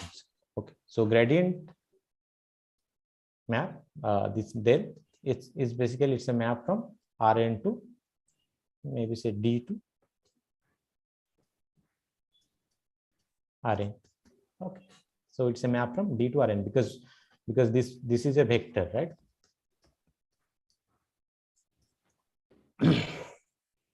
So for example, if you take let's say this map R to R,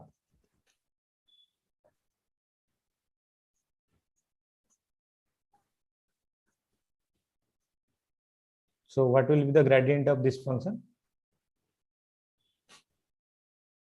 at point x comma y?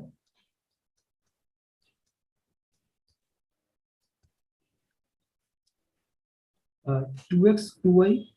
Yeah, basically it's 2x and 2y.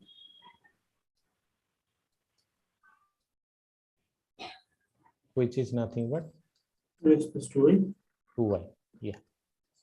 So it's okay. So okay, once you have the partial derivative with respect to the coordinate axis, then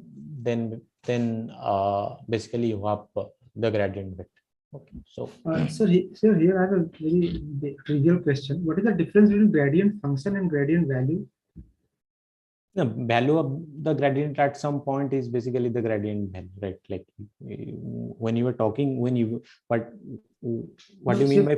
Say for example, here we got 2x, 2y, right? So whether we will call it gradient function or gradient value, what we will call? No, it's depend on how you are writing. Okay. So when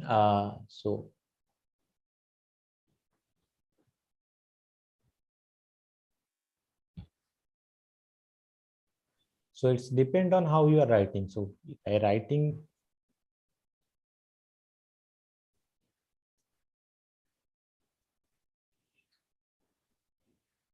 this means basically this says this particular whatever this term, this basically says that the value of the gradient at point x comma y is 2x 2. Okay. So this is value, not gradient function. Oh, that is what, like, it's depend how you want to this particular expression. This represent the value of the gradient at point xy. This is this so is a general. Do both mean same? Gradient function and gradient value mean same thing or different thing? No. See, for example, if I write, just since I have written in a general expression, then that's why you are saying whether both. But if I write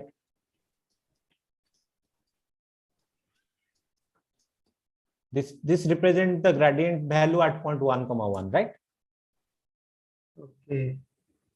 This represent the gradient value at point. This is just the same as function. So when I'm writing f of 1 equal to 1, what? Got it, what sir. yeah, so it's basically the value of the function. So when we get absolute value, it becomes gradient value, otherwise it is gradient function. So if you want to write in terms of function, then what? Basically you should write, okay, this is a map from R2 to R2 and x comma y goes to 2x comma 2y. So here it is called gradient function, and the moment I put value, it becomes gradient value, right? It's basically when you are writing this means what? You are trying to find out the value of the function at point x comma 1. That is what this is. There is nothing special about gradient. It's more or less same for all the functions. So can we discuss one question, sir, what we had discussed at the beginning, that one partial directional derivative with the help of gradient? Yeah, certainly. So for that, I again I have to discuss. I have to give the formula, like how you can compute gradient directional derivative using gradient. Okay. Okay, so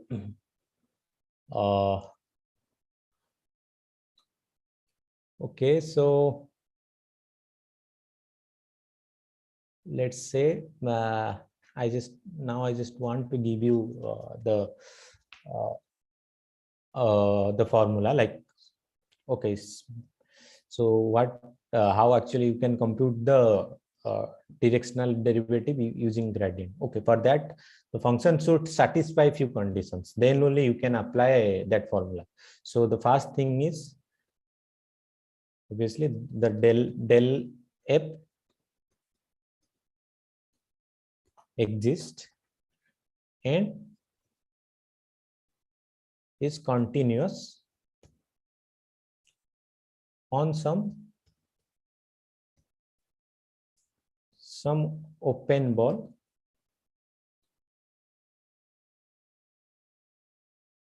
around the point A, right? If so whatever you have this del map, right? Sorry, del map, it's say from Rn to Rn, and this A tilde is the point in Rn. So it's saying that if del of f exists and is continuous on some open ball around this point A, then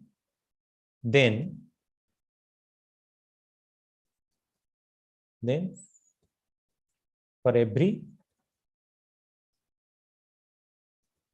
unit vector u, the directional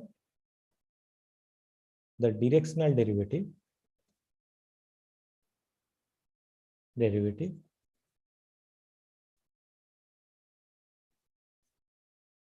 of f at A tilde in the direction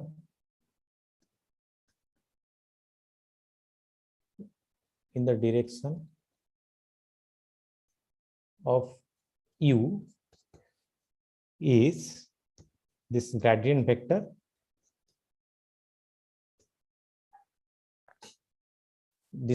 vector at point u, okay, dot product with the gradient vector at point a dot product with this unit vector. Okay, so this will give you the directional derivative of this function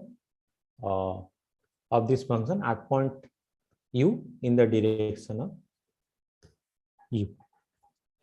So basically, what is this? See, this is what? This is basically d of x1 at a, d of x2 at a, and d of xn at a dot product with some unit vector u1, u2, un. So you will get some summation, okay, df xi a into ui. So I is basically from 1 to n.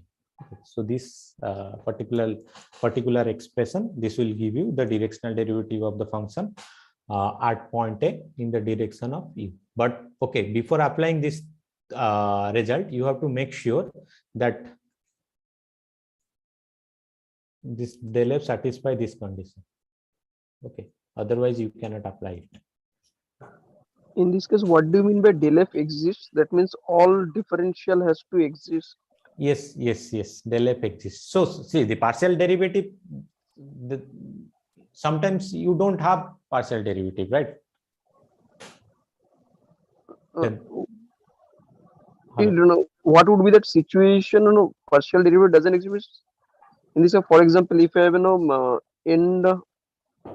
Rn, in Rn, I have the function defined.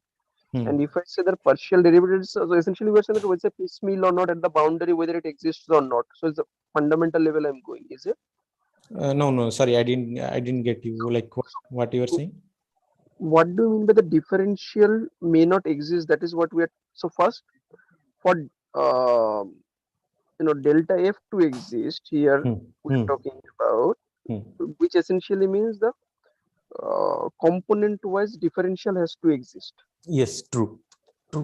Yes. Now, component-wise differential, for example, if I'm talking about del f xi to exist or del f x2 to exist. The same thing, like in the case of one variable. See, this whenever you are talking about partial differentiation, what basically you are doing, you are in more or less you are doing the derivative of a single variable function, right? Correct. So whether that exists or not. Okay. Yes, that is what. So because what actually you are doing, you are converting a multivariable function, a multivariable scalar function to a single variable function. Then basically you are doing the differentiation. Okay. Yeah. So sometimes that may not exist, right? And I guess you have a lot of examples where the partial derivative doesn't exist. Let's say origin. Okay. Yeah. So okay. So let me do one of the problem. Let's say go back here because this one is going to be slightly. Second one, sin xy. Yeah. Let me do it first. This one. So this is what? This is x square. X plus xy minus 2 square. X plus xy minus 2y square, right? This is how to define this function, and we want the directional derivative at point 2, 3.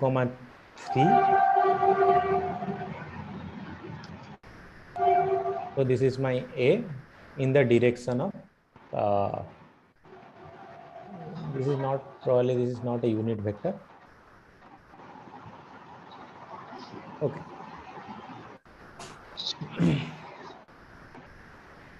So what is the gradient of this function?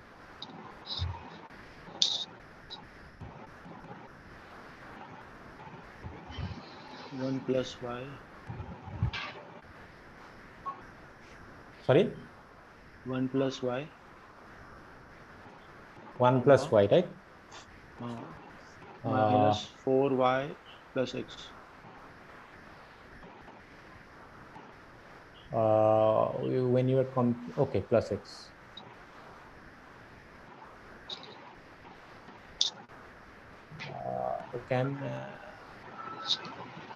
Getting slight noise, like if you mute yourself, then it will be better.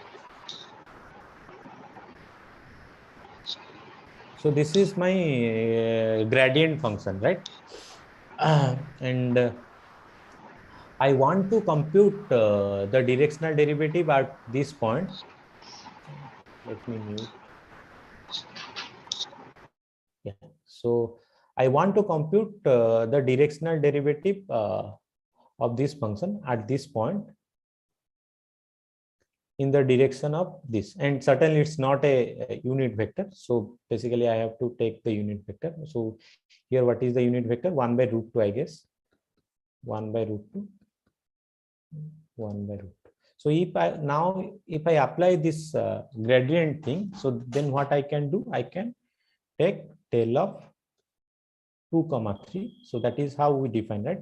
Del of a times this unit vector. Okay. So now I have to take del of 2 comma 3 times 1 by root 2. 1 by root 2. So what is del of 2 comma 3? 4 comma minus 5. Minus 5. 4 comma minus 5, right? Times 1 comma root 2. So what we will get? Minus 1 by root 2. Minus 1 Is it? by. Sir, it is minus 10. Minus 10. No? Which one? It is 4 not comma minus 10. Okay. This should be minus 10. Okay, then yeah. Yeah. Yes, minus 10. Yeah, certainly it should this answer and the previous answer should be same. Otherwise, we are making mistake in one of them, or maybe two of them. So this is 4 by root 2 minus 10 by root 2. So if this is basically minus 6 by root 2. Yes, right? matching minus 3 root 2. Yes. So then, yeah. So then basically we are getting the same thing. Yes. But again, why actually I can apply this thing? As you can see this del f. See, del f exists, and it is continuous everywhere in R2, right? Because this function is continuous because it's a polynomial function. Okay. And also this function is continuous. This is also a polynomial function. So basically del of f is continuous on R2. Okay. So that's why I can apply this gradient formula. Okay. Otherwise, yeah. So otherwise, we have to check whether this function is continuous around a neighborhood of this point 2, 3.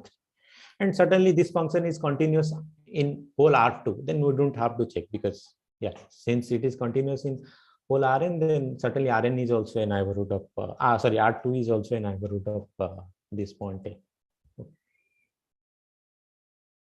Okay, so now let's solve this question.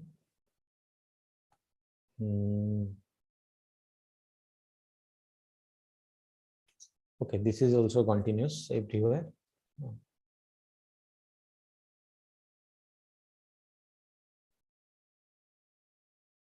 So you'll upload this after the session also in the portal? Sorry? This PDF you will be uploading. Yes, I'll upload. Yeah. X sin y.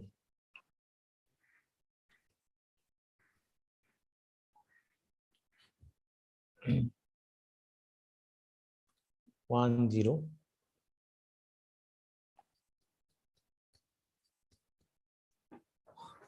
in the direction of u comma u2. Okay, what is the gradient of this function? Sine y 0.8 df is the value of. Yes, yeah, true. Okay, so this is sine y, and another one is x cos y. X cos y. Yeah. So then what I have to do, I have to take the directional derivative of this function at point 1 comma 0 times u1 u2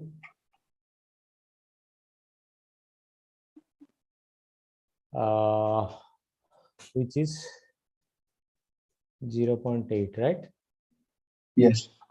So then what I will get? 0. Sine y becomes 0. Yeah, sine y is 0. And cos 0, then it becomes 1. Yeah, 1. Okay, so then this is nothing but 0 comma 1, right? Yes. So if I take the inner dot product, then basically what I will get?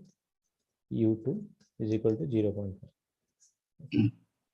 That is what we got. Okay, so u2 is 0.1, because certainly we are getting the see this. Okay, we in the end actually we are computing the directional derivative. Okay, so basically the directional derivative is u2. Okay. And in the question it is given that this u2 is nothing but 0.5.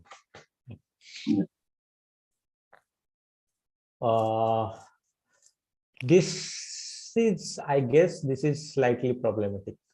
Okay, because to apply the directional derivative at point 0 0, okay, when you take the gradient, you have to check that that function, whether that function is continuous at 0 0 or not. Okay, and I think in this case the function, I guess, is not continuous at 0 0. That's this del of a. Whatever del of f you will get, I guess this is not continuous at 0 0. And in that case, actually, you cannot apply that method at point 0 0. Okay. I guess, okay, so the thing is, okay, I guess you will learn directional derivative, I guess, in the next week.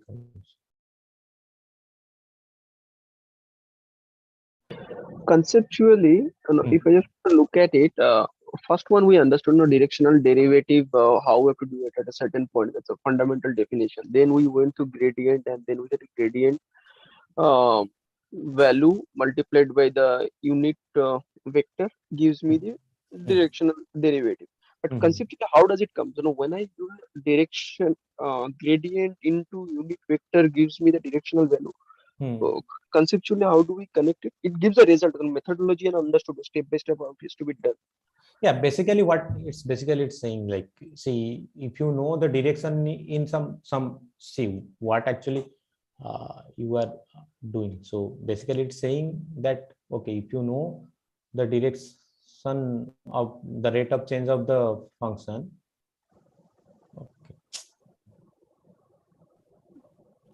rate of change of the function in your this direction and this direction, then basically you can compute the rate of change in all the directions. Because, okay, in more or less, actually you can think of this as like it's basically you can write each point as a linear combination of this one comma, like the standard basis. Okay, so once you know what is going on the coordinate axis, then basically you can compute using the basically you can compute on whole RA. Okay, what is going on in whole RA. Okay, but certainly that requires proof. Okay.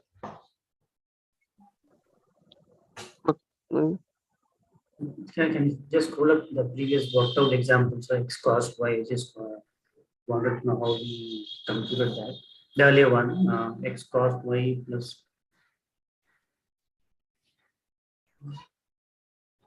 The first example using the yes, sir, this one. So sine 1 derivative of sine y we have taken, is it like I didn't take it, sir, because this is basically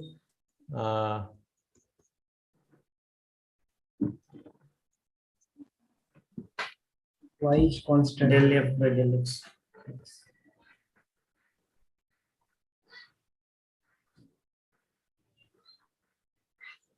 For the first one, we are taking with respect to x, and second with respect to y. that is the definition, right? Yes. Yes. So then if you then yeah, you just need to substitute the value of 10 over here, and you need to take that out. That's all. So then sine y will be sine y only, no, sir? With respect to okay, x, you please you try. Okay, so that is that, because there is nothing like some extraordinary I'm doing here. Okay, I'm just taking the derivative. You try by pen and paper, you will do it. Okay. I think there is no conceptual thing I'm doing here. Okay, you try to do it. Okay. Sure. Yeah. Yes, sir. Again, like this one is pretty easy. Yes, first is correct, sir. Yeah, you just need to find out the and I guess this is a polynomial function. Okay, Yes, if you take the gradient, that is also continuous. A and B are correct. Yeah, probably. Yeah. Yes, A and B are correct. Okay, so I can leave this one, right? Yes. Yeah.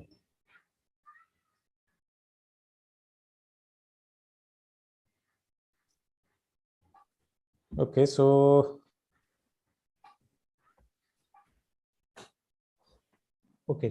what will be the answer for this question? I guess it's more or less calculation.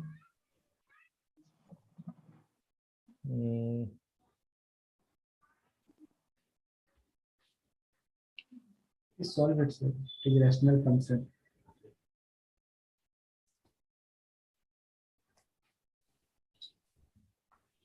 Okay, I'll do for one option, but can one of you tell me what will be the answer for the other option?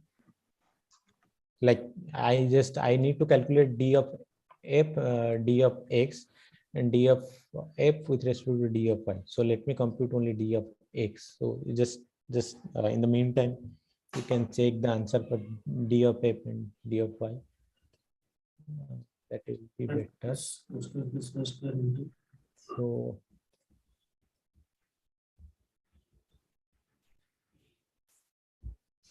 because okay, so why I can apply this direct formula, because I'm computing for non-zero. I'm computing the points where both x and y are non-zero. Okay. If I have to compute at origin, then I have to go using the definition. But sir, do we need to compute at origin also, sir? For question number 6, you don't have to. Okay, but it is not asking, huh? Yes. And what is this? This is basically what? Like this is a f by g form, right? So this derivative is, I guess, nothing but f dash g minus g dash f, right? By g square. Yeah.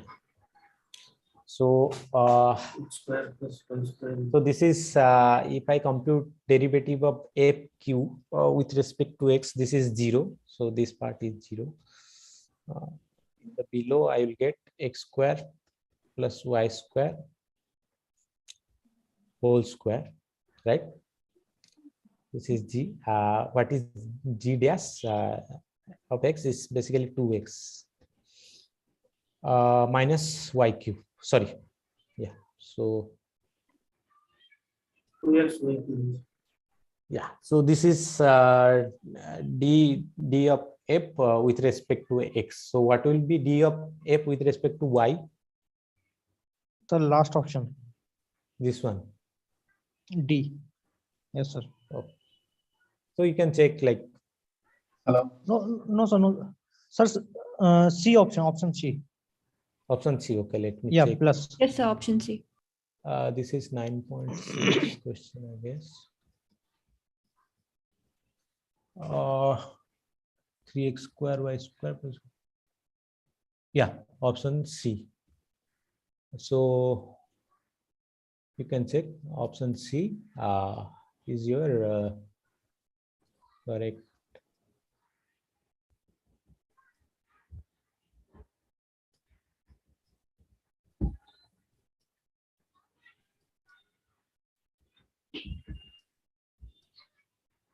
Answer. Okay, so this is my d of f, d of f with respect to x, and this one is d of f with respect to y. Okay, and one more question, whether this function is continuous at origin. This one, if I define like this,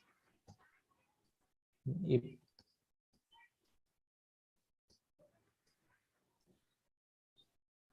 zero and zero, if whether this function is continuous at origin.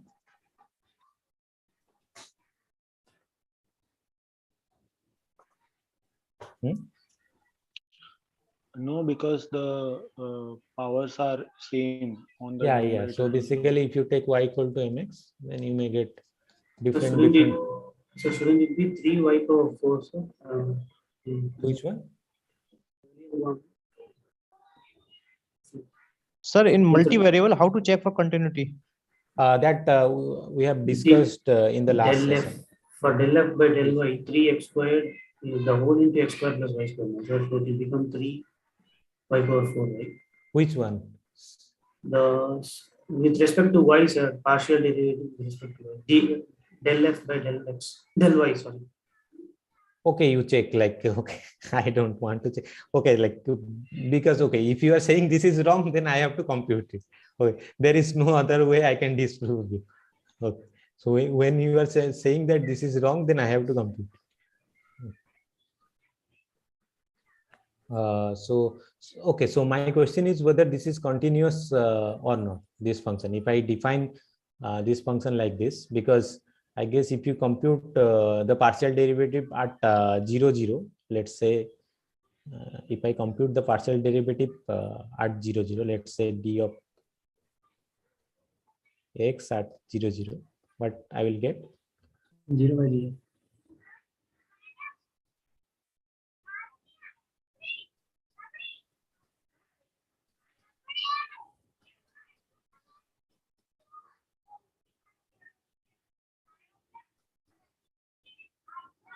So this is 0, this is 0. So the partial derivative is 0. Okay, so basically the partial derivative of this function at 0, 0 is also 0. So yeah, so basically finally we'll get this. Okay, so the d of f x is basically minus 2x y cube by x square plus y x square y square whole square if x and y are both non-zero, and not x, yeah, so one of them is non-zero. It's 0 when both are 0. Okay, so my question is whether this function is continuous at origin or not. Okay, so the thing is, this is actually not continuous at origin, because if you put y equal to mx, then for if you try to compute the limit using this path, this y equal to mx path, then for different m you will get different limit. As if you just try to substitute y equal to mx over here, for different m you will get different value of limit. So that's why the limit doesn't exist. So now now I cannot apply this rule. So if I have to ask the directional derivative of this function f, directional derivative of this function at 0, 0 in the direction of some unit vector u1 and u2. To apply this, I need two conditions. Okay, first I need that del of f exist. Okay, so del of f is nothing but d of f d of y. Okay, since I have not computed del of y, okay, So I don't know. Okay, so whether del of this is exist at 0, 0 or not. Okay, but one thing I know that this del of yeah, thanks. So now I know that this del of f and del of x, this one exists. Okay, so but one thing also I know that this del of f and del of x, this is not continuous.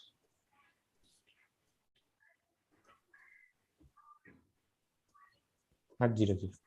And to apply this rule, d of f 0, 0 dot u1 and u2, you need two conditions. One, this is exist, plus del of f is continuous at a domain, at a open ball containing 0, 0.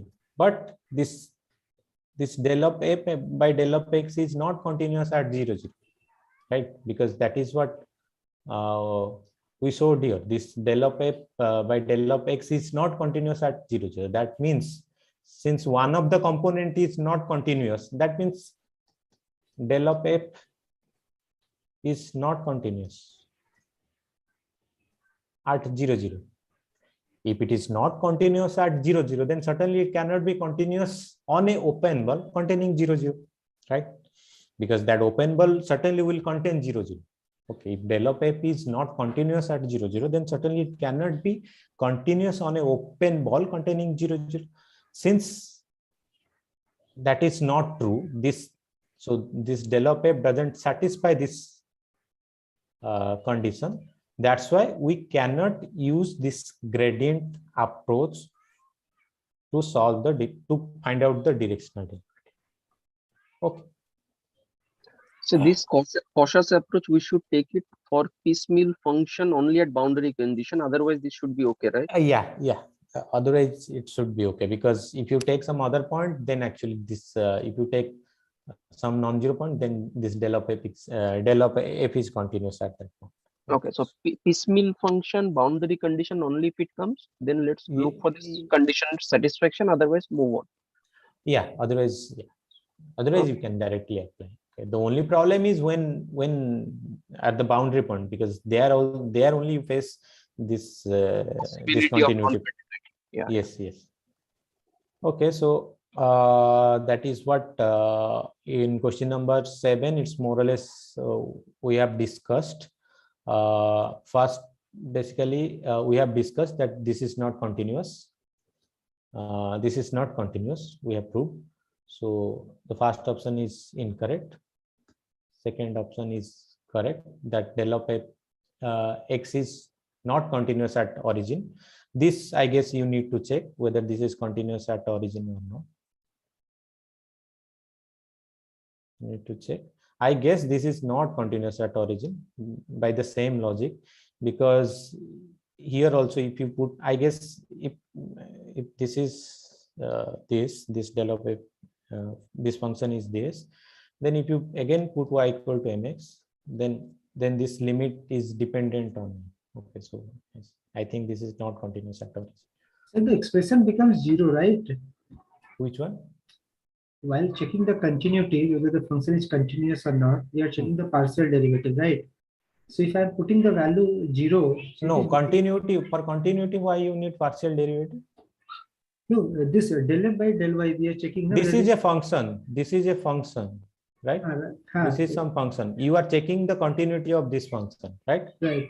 Yeah. So why you need you have to check the partial derivative? Partial derivative is a function. So now I am taking the continuity of that particular function. Yeah. Okay, I'm talking the continuity of this particular function only. So while putting the value, you take this line, why this path, to compute the limit using this path. You check the limit using this path. Okay. For different time, you will get different line, right? So try to compute the limit using this line. Okay, so for different line, you will get different limits. So that's why the limit doesn't exist. Okay, so so mostly I guess this del of f is not continuous. Okay. So yeah, so what basically we proved, so this is not continuous, and what we have shown, this del of f is basically, right? Why? So what we showed, this one, at least this one is not, because I didn't prove whether this one is not, but I guess this is also not continuous at origin. So what we showed, this one is not continuous at origin. Okay, this del of f by del of x. Okay, so since one of the component of del of f is not continuous, that means del of f is not continuous at origin. So once this is not continuous at origin, then what? Then this condition cannot be applied. Doesn't hold. So that's why we cannot apply this one. Okay. So that's why this option, the directional derivative of f in the direction of a vector a square at 0, 0 can be obtained using the gradient of f. So this is incorrect. No. Yes. We cannot. D is correct, no, sir? B is correct. Yeah. D for Delhi. That is correct. No? Yeah. D is also correct. Okay. So yeah. So I guess I have completed whatever I have prepared for today. So if we are done with today's content, right, sir? Yes. Sir, mostly with week 10, I guess this is the last session of it. This is week 9, no, sir? Sorry, week 9. Right. Sir, I have a conceptual doubt with respect to one-dimensional variable. It will take only 2 minutes, sir. Can you find out the limit of a function? Limit x tends to 0. Limit x tends to 0, tan x by x. It will take only 2 minutes, sir. That certainly you don't know how much time it will take. No. X tends to 0, tan x by x. Yeah. What is x tends to 0 tan x? So it is coming in the form of 0 by 0. Yeah. What? So then you take the L'Hospital rule, right? Or we can break like sin x by cos x. That also we can do. Right? That is also fine if you. Yes. So let us go by that. It is limit x tends to 0. Sin x by cos x. Sin x by x cos x. Sorry. Yeah. So. And then limit x tends to 0. Yeah. So.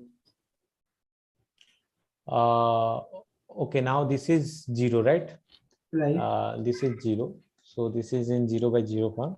Now you apply L'Hospital rule, right? Where you are facing the problem? Yeah, I'm facing the problem, sir. If I break into like limit x tends to 0, limit x tends to 0, you write, sir, limit x tends to 0.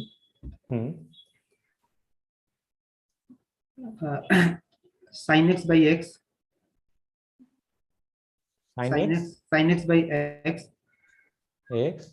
Into, then bracket close, this part is over, into limit x tends to 0. 1 by cos x. Can I write in this format? Yeah, if this both the limit exists, then you can write it. Yeah.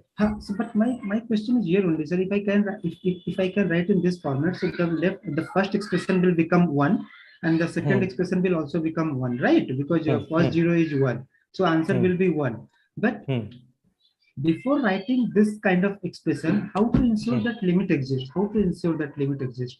That is what I explained in the very beginning, right? You have to take it by hit and trial method. There is so I have to put the value of x as 0 and then I have to check, right? That's what you are saying? Yes. See, you can write this one if this works. Okay, if it doesn't work, then you cannot write. So this works means I have to put the value of x 0. Then yeah, so then yeah, basically after, so when you are writing this, okay, Right. if this limit exists and this limit exists, then it works. Then Okay. then it is okay to write like this. Then it is okay to write like that. If one of them doesn't exist, then it is not okay. Then it is then you cannot write in this way. Okay, sir. So that is what I was trying to tell you in the beginning, that now it is more clear, sir. Now the second part of this question, sir, the second part of this question, as a procedure, whether the procedure is that, first of all, we have to check whether it is coming in the form of 0 by 0 or not. If it is coming in the form of 0 by 0, then we have to find out the other rule, right? So that is a standard process, that we have to put the value of x, whatever it is tending, whether it is tending towards 1 or it is tending towards 2, we have to put that value. We have to simply put the value, and then we have to evaluate the expression. So that is nothing but the value of the function. That is nothing but the value of the function, right? No. That is not the value of the function. You are computing limit. Okay, No, sign of the moment I put x equal to 0, so where? it is becoming anywhere. Like No. Where? Not anywhere. You tell me like where. limit extends to 0, na sir. So just to check whether limit exists or not, what I will do? I will put sign 0 by 0, right? Sign 0 by 0 I will put, right? What is That's this? what you are saying. Yeah, what is this? So this will be undefined, na? Yeah, 0 by 0. this is undefined. Yeah. But by law hospital, but by L'Hopital rule, we know that sin limit extends to 0, sin x by x is nothing but 1. Yes, true. Yeah, true. Whatever is. And on the right hand side, on the second component, I am putting 1 by cos 0. So cos 0 is nothing but 1, right? 1, yes. So that's what I want to say. It is nothing but I am putting the value of x as 0. So it is nothing but as good as finding out the expression of this. See, the thing is, what you are applying here, you are applying the quotient rule. Okay, since here this limit extends to 0, cos x is 1, so that's why you can apply the quotient rule. So that's what I'm saying. It is as good as finding out the value of the expression. It is as good as finding out the value of the expression. That is my point. No, that is not correct. Okay, that is depend on the function. Actually, there are few theorems under the assumption of that theorem. Actually, you can directly substitute the value. Otherwise, you can't. Okay, so you need some kind of continuity condition when you are finding the limits. Okay, if the function is continuous, then you can pull the limit inside. Okay. Otherwise, you can't do it. Okay, otherwise, it seems that it is nothing but the value of the expression at that given point. Like the moment if the function is continuous, yeah. Okay. If the function is continuous at that point, then you can pull the limit inside. Okay, otherwise you can't do that. Okay. So that is the problem. This you cannot simply put x equal to 0 over there and in the denominator and the numerator. This function is not continuous at 0. Okay, you cannot do it. This function 1 by cos x is continuous at origin. Okay, that's why you can simply substitute this 0 inside. It seems like that. It seems like that, but it is not the case. Yeah. No, there is a theorem, like you can pull, like you under certain condition you can pull the limit inside. Okay, so you can directly substitute the value and you can get the limit. Okay, so but certainly you cannot do it for all the functions. Okay. Thank you, sir. Okay. Yeah. Okay. Any other doubt? Sir, activity question 6, activity 9.6, last question. 9.6. Last question. It's a continuity of the previous question. In the previous question, that del f by del x is not continuous. So in this last question, it is asked whether you can apply that gradient to compute you can't, right? Just now we showed like. But in the solution, it is written it is true, that option is marked as correct. So then I guess so yeah, then answer is incorrect. Okay, let me check. Choose the correct option. No, then answer is incorrect.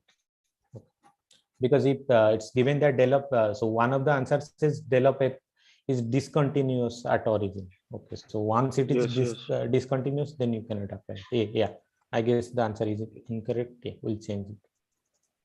So Okay, if either one is incorrect or maybe other one is incorrect. If del of f is continuous at origin, then certainly you can do it. Okay. I don't think it is. I tried to solve it, but it is not coming continuous, sir. But yeah, then certainly you can apply this method. Okay, sir. Yeah. Thank you, sir. Yeah, thanks. Yeah, sir. Yeah, it's not continuous. Sir. Okay, any other doubt?